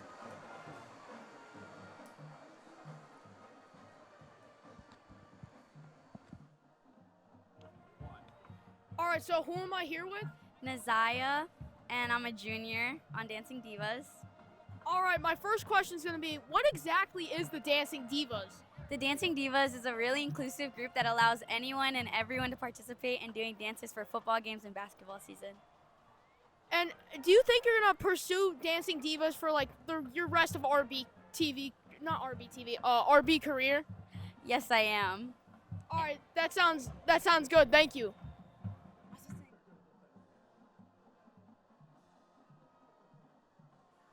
As we take it back here up top, 12 more minutes to go as the Bulldogs look to go 5-0. Here's the snap from Novak. We'll look deep. Intended for Morozic, a bit overthrown there tonight. Novak has been looking a little too long on these deeper throws. Intended for DeJesus there, who already has a touchdown. 1 score of the Bulldogs' 40 points here tonight. As 12 more minutes here to play until the Bulldogs are hopefully looking, if things stand how they are now, at a 5-0 record and continue to sit atop as one of the teams in their conference. So a couple of guys that I want to mention for defensive player of the game as we wind this thing down. We're thinking of Damian Renteria. He has a touchdown tonight, and Oscar Aguirre. What do you think of Oscar's play here tonight? Yeah, I think he's been doing great. He's had a couple good catches. Damian with a touchdown again really helped us get the momentum to start the run for our points. For sure, as Karras breaks this one outside, and he'll get past the 30.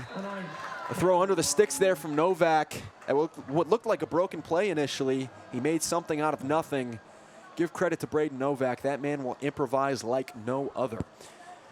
Fresh set of downs for the Bulldogs. Now inside the 30-yard line. But yeah, Oscar Aguirre, I think, is definitely one of those blue-chip players for this defense and this team as a whole. He's one of those seniors. Tonight's senior night. He'll get an honor. You know, those seniors are also the leaders in the locker room. Those are the voices that you look for when they're in tough situations, when it's halftime and they're down. Granted, that hasn't been the case yet. But those are the kind of guys that lift all 49 guys on this team up. And I'm sure Oscar is a great testament to that, as Ratana will look to run this one. Get it just past the 25 there on 1st and 10. But Damian Renteria has the touchdown tonight. That's pretty awesome. Don't really see defensive touchdowns a whole lot. There's a botched play there from the Bison offense earlier in this game. The defensive touchdown is always fun because they're absolutely rare. You don't really see them a whole lot, so when they do, you know that sideline's going to celebrate them. Yeah. For sure. And they should. Yeah, and they should. They should. Here's Novak in under center once again for this drive. 10:45 to play here in the fourth quarter. We'll take the snap, look to throw. Has got his man, a sharp pass here to Caputo.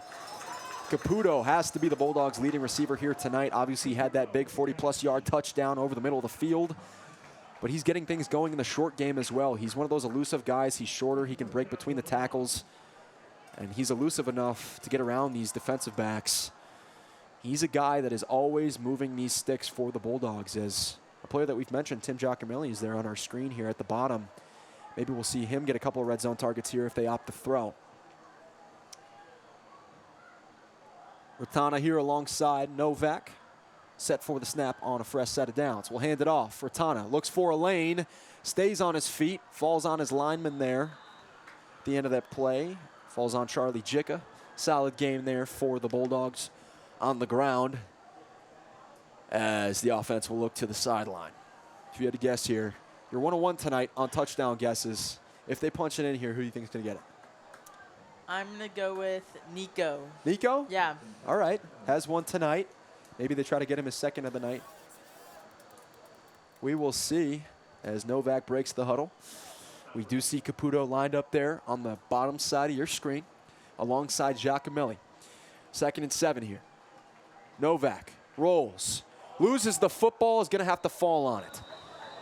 Believed he was rolling right, intending to pass maybe to Timothy Giacomelli there. That was my second guess. That was your second guess.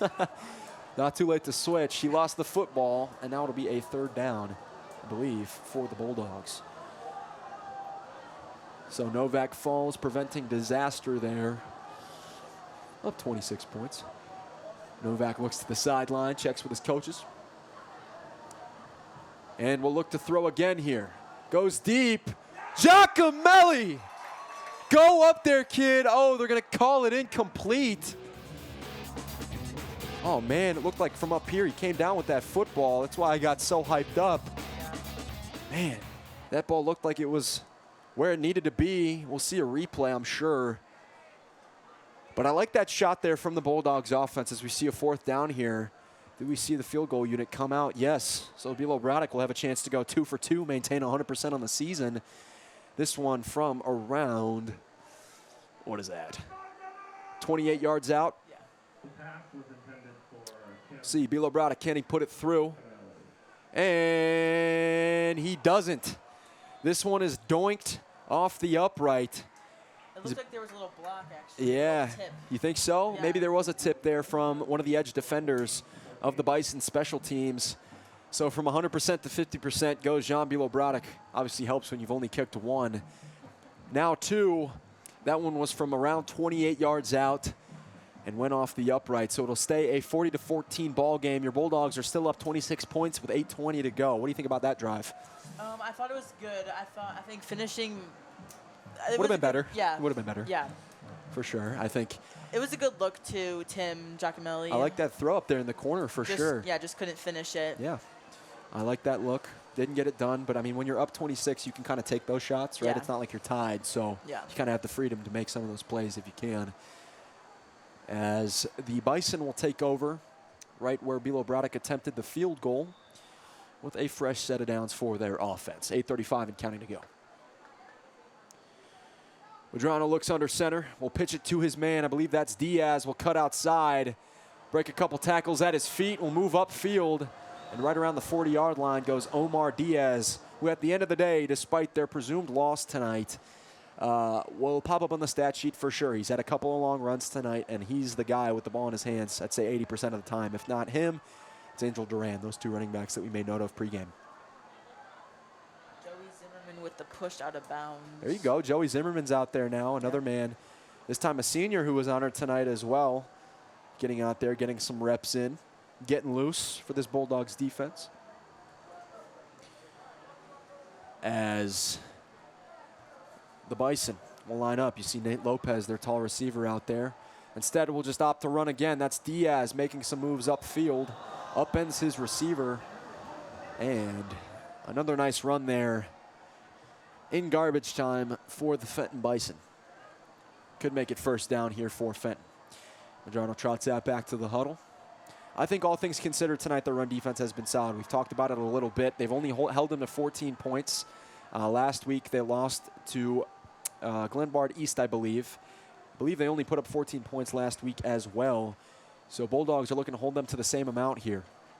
As Medrano, smooth move there, will opt to throw it there to his receiver and get it to work in time. He'll run out of bounds. A nifty play there. You see a late flag there that the referee just absolutely bombed past midfield. He chucked that thing a good 10 yards.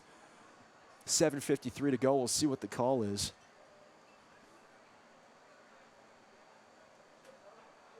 As we await the penalty. The Bison are looking to get their running game going, kind of just get those guys some more rushing yards on the stat sheet as this one winds down. Riverside Brookfield up 26, 7:53 to play, and that moves them forward actually, so it must have been a penalty on Riverside Brookfield, now at the 44-yard line of RB. Think we see a couple passes here from Medrano or no? Yeah, I think they've been, the last two I think have been passing, right? They've been end arounds to their running backs, but I wouldn't be surprised if they get Nate Lopez, who was the guy who had that reception at the end of the half there. We'll tuck it and run again. Running again. Yep, there goes Diaz, breaks a couple of tackles, and he is in line for the end zone. He'll get there. There's a flag.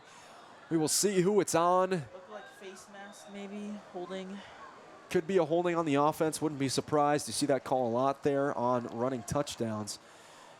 Fenton signaling, or the ref signaling now that it is a face mask. Could be called back. The Bulldogs sideline is certainly signaling. Give us that playback. We don't want them scoring again. We will see what the call is as we await it.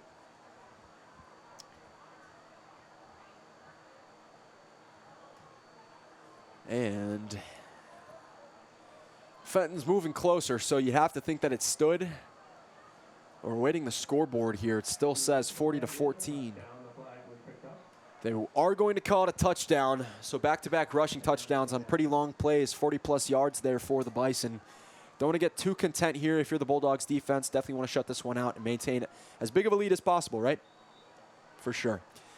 Medrano set to kick. We'll see if it has that same high arc it has so far through the game. And he definitely does get under it. Goes right through the middle there. Bulldogs 40, Bison 21, 7:43 to play. And I wasn't taking note of it. I probably should have, but I didn't see if Anthony Lemke was out there for that Bulldogs defense that drive. If he wasn't, I guess that's one of the main components as to why that run game sort of picked up for the Bison there. Yeah, I didn't see him out there. I didn't see him either, and he's been such a good run stuffer so far. Not only this game, but through the senior. He's one of those juniors that is really out there with the rest of the seniors. This is a pretty senior-heavy team, all things considered. So for him to be out there is a testament to his play for sure. As we see Garcia there, ready to trot out on the field for Riverside Brookfield. 7:43 to play. Just over half of this fourth quarter to go. As Garcia will be on special teams here, the quarterback, as Fenton still has to kick this one off. Interesting. As we see Caputo now back to return it. We've seen Morozic de Jesus back there and Karras back there the entire game. Now looking to get the guy who has the hot hand tonight, most definitely, in Caputo, that ball in the kick return game. Though I will say Medrano has kicked them shorter this game. They've been sort of squib kicks. Yeah. They haven't really tested the deep kick here tonight. I don't know if that changes, but we will see. Bulldogs up 19 here with just under 8 minutes to go here in the fourth. Medrano set to kick it off. So we await the whistle. And still awaiting the whistle. And here we go. Medrano set to kick it off. Another shorter kick. Caputo's going to have to run for it. It'll stay in bounds. Fields it nicely. Going to cut to his right. Can he get a couple of blockers? He'll cut back inside. Look at Caputo. Does he have the speed? Will bounce outside and get dragged down at the 45-yard line. Yet another showcase of the man, the myth, the junior in Nico Caputo with his speed on full display. He is a speed demon, like we said, with Morozic, DeJesus, and Karras. Caputo is climbing the ranks in this offense to be involved more than almost any other player. As the Bulldogs are on the sideline here, they're waiting to go back out with 7:33 to play now after that kick return. Ratana stays on the sideline, so I wonder if we see a change of running backs here. If so, maybe we see Enzo come out here, Enzo Burke, who had a couple reps last week in garbage time against Elgin when they were up 40-plus points. You might see some of the Bulldogs second stringers come out here now. Garcia's the quarterback at the very least. So now Renteria, the man who has a defensive touchdown here already tonight through 3.5 quarters, is out here at running back, his other position on this Bulldogs roster. And he will get the ball first carry here, using his feet to cut up field. We'll have a blocker there in Giacomelli, and will try to be pushed forward, but will be knocked at the 44-yard line. So a nice rush there. Last week, Renteria, in the time he was in at running back, had 5 rushes for, I believe, 36 yards. So he was getting loose a little bit whenever he had the ball in his hands. I believe he had along a 12 last week. So he had a couple of really nice first down runs. As we see Ratana now go back out there. Jake Dudzik is a guy that I take note of last week. Like I said, they looked for him on a 2-point conversion. Went right through his hands. Then a couple scores later, they had a botched BAT that Bilo Braddock had to pick up off the ground, and he threw it as if he was the quarterback, and Dudzik caught it miraculously to make up for those 2 points. Dudzik is a junior, so he's one of those guys that Styler's going to utilize next year too. You'd have to think that when he has the chance, he's going to utilize Dudzik this year as well to see what he has in him. Big number 83, he's a taller threat. We will tuck it for Ratana. We'll cut up inside, right around the 40-yard line. He will safely get down. And then we'll spot it. Yes, at the Bison 40, 20, now a 19-point ball game. Clock is ticking. Around 6.5 minutes to play here for the Bulldogs. Looking to finish this one out on top, obviously. Like I said, up 19. We see Will Rio, the junior, out there for the Bulldogs, a face we haven't seen yet tonight. Some of these younger guys getting looks. Another man out there for the Bulldogs is number 85. That's Lancey Caffrey, another junior. So you see really an offense full of juniors out there right now for the Bulldogs. Up 19 points with 6 minutes to play. A direct run here for Garcia. He'll add to his running game here tonight.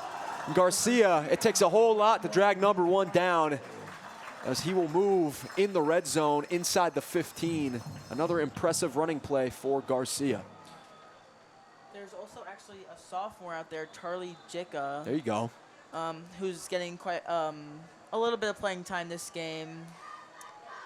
For sure. And actually, this is the first time since 2017 that we have been undefeated this far into the season. Really? Yeah. Interesting. That's a Yep. very interesting stat there, as we have number 44 down for Fenton. That is Jayshwan Ship, the senior. Hope he's okay. Since 2017. So that goes to show for the folks at home, this team hasn't really been of an extreme winning caliber in quite a long time, almost a decade now, which is crazy to think about. As hot of a start as they've had, they're going to have to finish strong. They have both the Glenbards in South and East to finish out the year, and they have West Chicago, who they'll face at home in just 2 weeks. So, or 2 or 3 weeks, excuse me, which should be a very fun matchup. So they're tougher matchups this year. We're sort of safe for the back half of their schedule. We talked about that on the playbook just yesterday. But what a start to the season, right? I know this is your first game covering it, but you can see just how energized and how hyped up and active this team is on all fronts of the ball.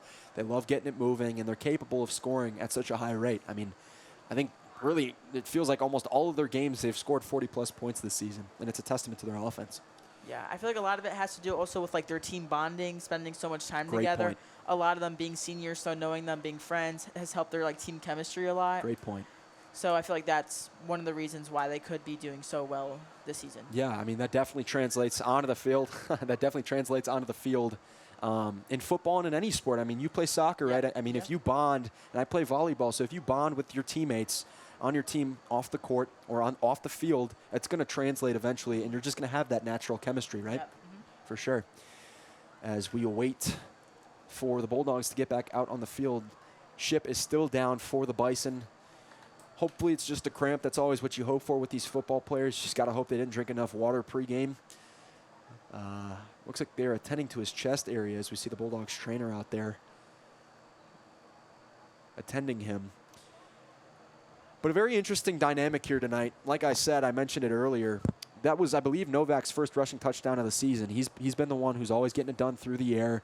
He has a couple of rushing yards, but really he's the guy who Coach Styler and company trust to get it done when they need, a big chunk play through the air. We saw it with Caputo where he found him in the middle of the field after the pocket collapsed on him a little bit. He was able to, extend that play and find his receiver, and obviously it paid off. He ran 40-plus yards in for a touchdown off his route. So, I mean, it really is a testament to both these quarterbacks. Both these guys know their position, and every time I'm on this broadcast, I bring it up. It takes a lot of maturity for both of these guys to understand their roles on this team.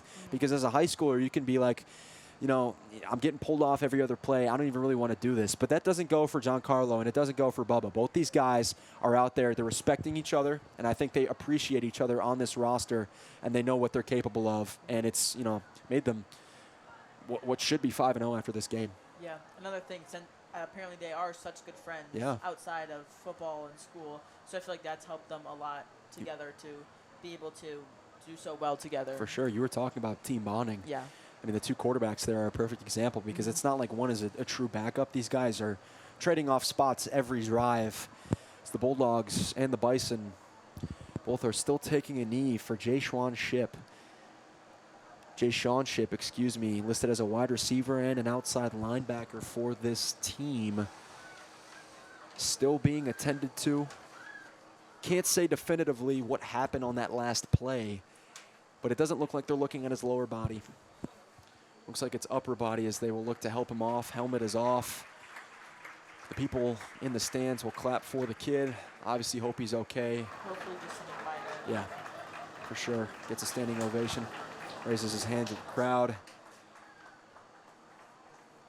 With under 6 minutes to play here, the Bulldogs are up 40-21. First down and 10 for this offense. Wonder if we see Renneria back out there for this drive. Should be interesting to see if they continue to get him involved. Excuse me, I believe that injured player was actually 54, Diego Garcia.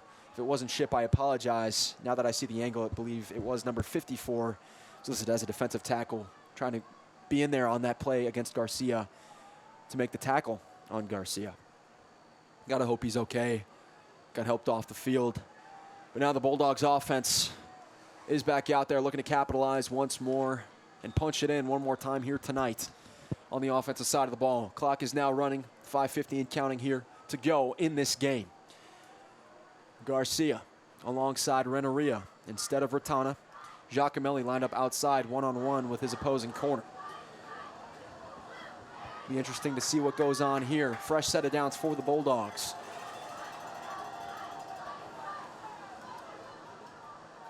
G will give the handoff to Renneria. He bounces it outside, has one more man to beat, and he's in there. Touchdown, Riverside Brookfield. They continue to amount even more offensive points here tonight, and this offense is booming. It's been booming since week one, and it shows no signs of slowing down. This offense just doesn't take their foot off the gas. How about this running game tonight, Alex? It's been amazing, especially for Renteria. Yep.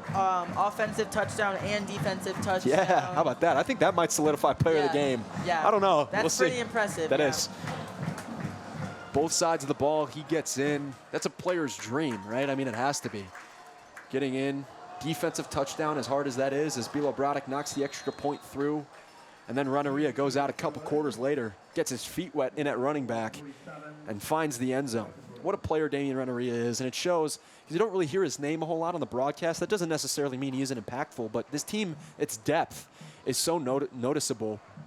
All these guys, they challenge each other in the right way. Like I said, maturity matters. These guys love each other, and you can see that. I don't think they'd be 4-0, about to be 5-0, without the sense of maturity and the leadership and the bonding with this team. But Damian Renteria isn't a guy who's buried on this depth chart, but he'll get in situationally. And when he does, he makes his impact felt. That feels like the case with all these situational Bulldogs. Whenever they get their chance out on the field, and we even saw it with Caputo tonight, who's becoming a more and more of a featured offensive player, they make their presence felt, for sure. Absolutely. As for the first time on my broadcast, I think we can agree. I think the player of this game is Damian Renneria. Yes. For sure. Deservedly so, after realizing just how crazy it is to score on both sides of the ball. Yeah. Now all he needs is a kick return, right? Yeah. They got to get him back there. That'd be fun. The holy trio.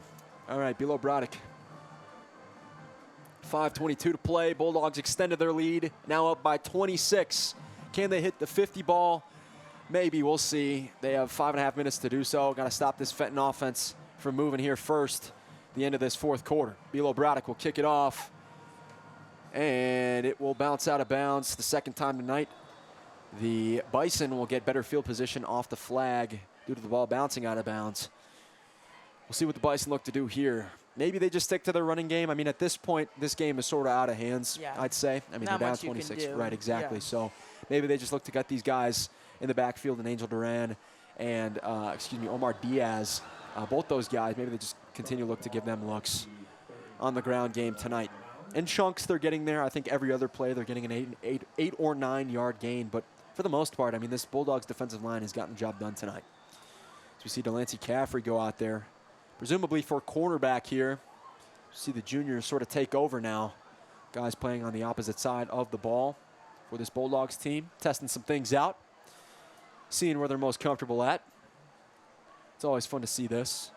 What the future has in store for the Bulldogs. One of those guys out there right now is Enzo Burke at safety, another junior. As a slower snap, he will throw to number 5. He'll cut up field, and he'll get a first down there on 1st and 10. It was a slower ball off the snap there, nonetheless. Got it in there. As you see Delancey Caffrey along the sideline after that play, talking to his cornerbacks coach, who was actually an NFL invite player before joining this Bulldog staff. So you have experience like that, real football experience, recent football experience at that, on this coaching staff. You got to value that if you're a younger guy learning how to play your position like Delancey Caffrey. The Bison will look to snap. It'll be a pitch to Duran. Can he break it outside? He'll be patient with it. Yes, he does. What a patient runner he is. Duran will race to the end zone, and the Bulldogs can't catch him. He'll find the end zone for the second time tonight. And Duran strikes once more. I think it's a bit late, though, for the Bison to get this one back. Duran, definitely their player of the game here tonight. He shined more than Diaz, I think. Yeah, I agree with that one. For sure, as they will wait to kick the extra point here to make it a 28-47 ball game. So this is the most points that the Bulldogs have given up in a couple of weeks for sure. They gave up, I believe, 20 to Hinsdale South, so it might honestly be the most points they've given up all year. But the offense and even the defense scored tonight, like we've said numerous times. The offense has scored just enough to still make this game a now 19-point lead and still having tons of breathing room with 5 minutes to play. I think any other team, you see, the opponent score with 27, you're thinking, okay, my team probably has 30 points or is lesser than that. This Bulldogs offense is averaging 40+ almost every game, and it's a sight to see for sure. As you got to think we'll see the juniors come out there again for the Bulldogs.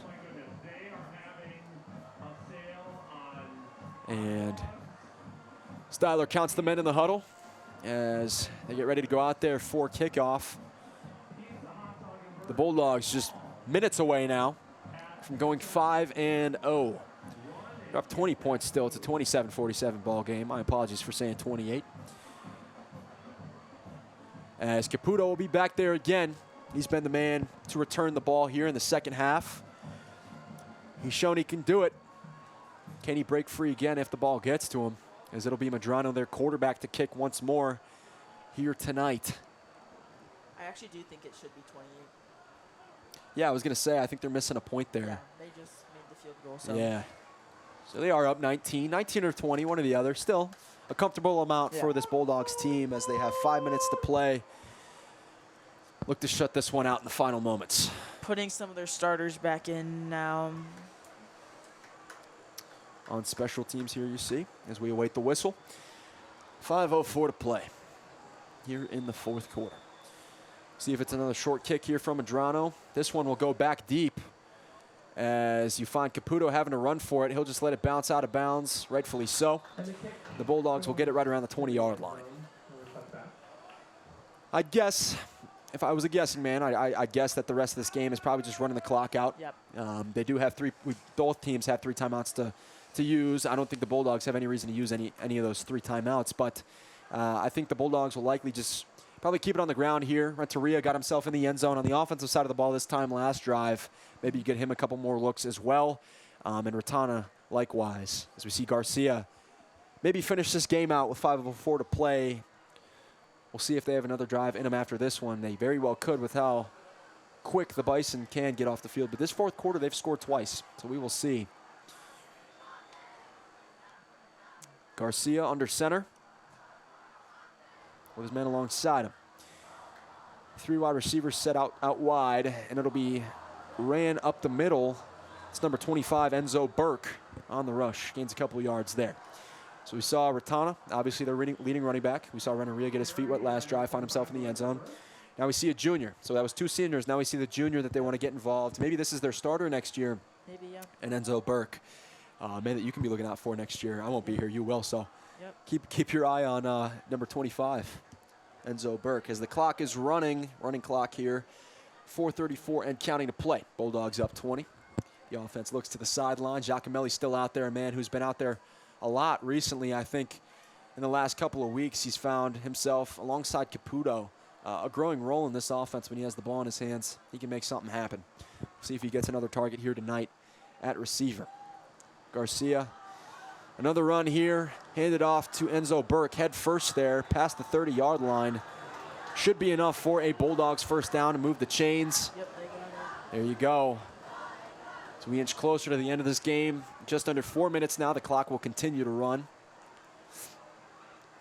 as the Bison try to get their men set on defense. This game is all but over at this point, as the final 3 minutes and 45 seconds just have to pass, and we can put this one in the books and say that the Bulldogs are 5-0. What an impressive feat. I think you had a very important and something I didn't catch. First time since 2017 that the Bulldogs are starting this long into the season, heading into October now, undefeated. Yep. Very important, but you still have to finish this season strong. If you're Coach Styler, we talked to him on the playbook yesterday, and he said, yeah, I mean, this start, basically, I'm paraphrasing here, but yeah, you know, the start to the season has been great, but it's about going 1-0 every week.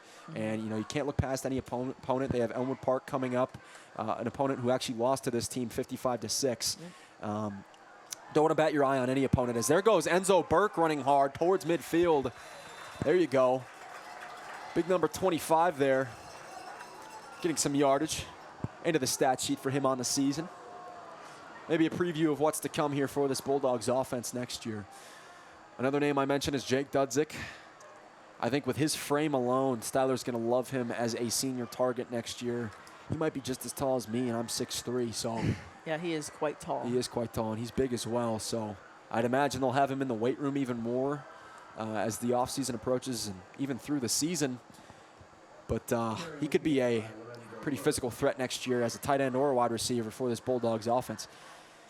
And another thing that I haven't pointed out tonight, but Garcia and Novak, neither of them are seniors. So they're going to have this 2-quarterback tandem next year as well, which is fascinating to think about, that they can run this all back, thinking about how successful it's been so far this year as well.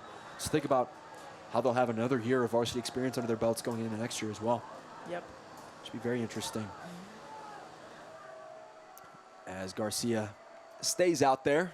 We approach 2 minutes now left to go in the fourth quarter. Clock continues to wind down as we are just about 120 seconds away here from another Bulldogs victory at home.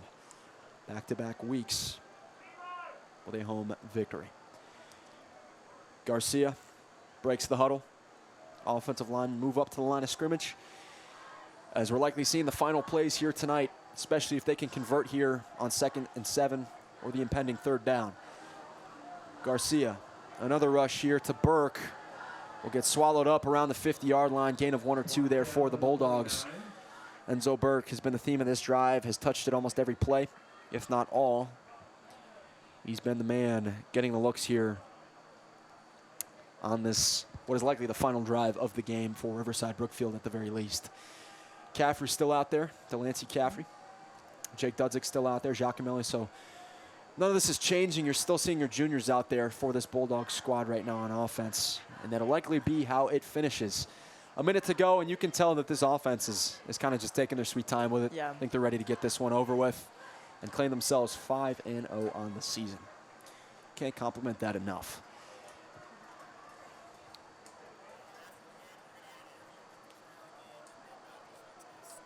As another run from Burke there on 3rd down. Did he get it? Might be a little bit short. Nonetheless, that clock will continue to move, and they should have possibly enough time to run it off here tonight as they get in victory formation on the sideline.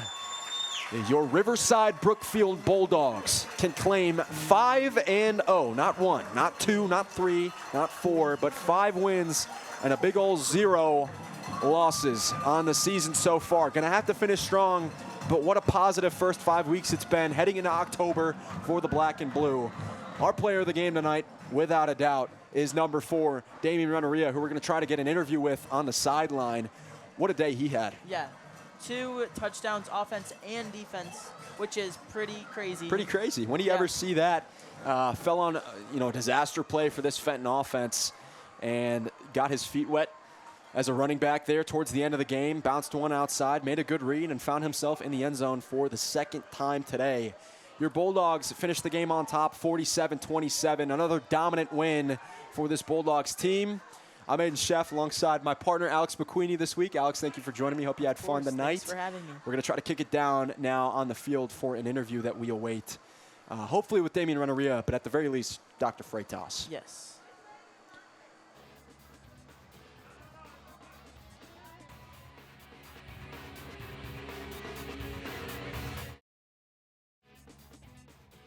Okay, here with me is Dr. Freitas. How would you describe the atmosphere tonight? You know what? I loved it. Today was the holiday theme.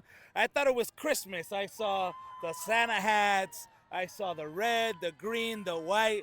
You know, I love it. The Bulldogs brought the energy. They brought the holidays. It felt like Christmas today. It was a great day to be a Bulldog. How do you think the game tonight went? You know, it was fantastic, right? A victory, 48-27, a lot of points scored, They scored theirs. My hat's off to Fenton and their staff and their boys. They work hard. But couldn't be proud of our Bulldogs. 5-0, baby, first time in a while, and we defended our home court. Yeah. What's your favorite part about Friday night football games? I love seeing the parents. I love seeing my colleagues. I love seeing the students. I love seeing the junior hires, the elementary. I love everybody. The community comes out together. We cheer our Bulldogs. We cheer for a victory. We got it tonight. Seeing everybody together, laughing, cheering, enjoying is my favorite day, my favorite part of Friday Night Lights. Thank you.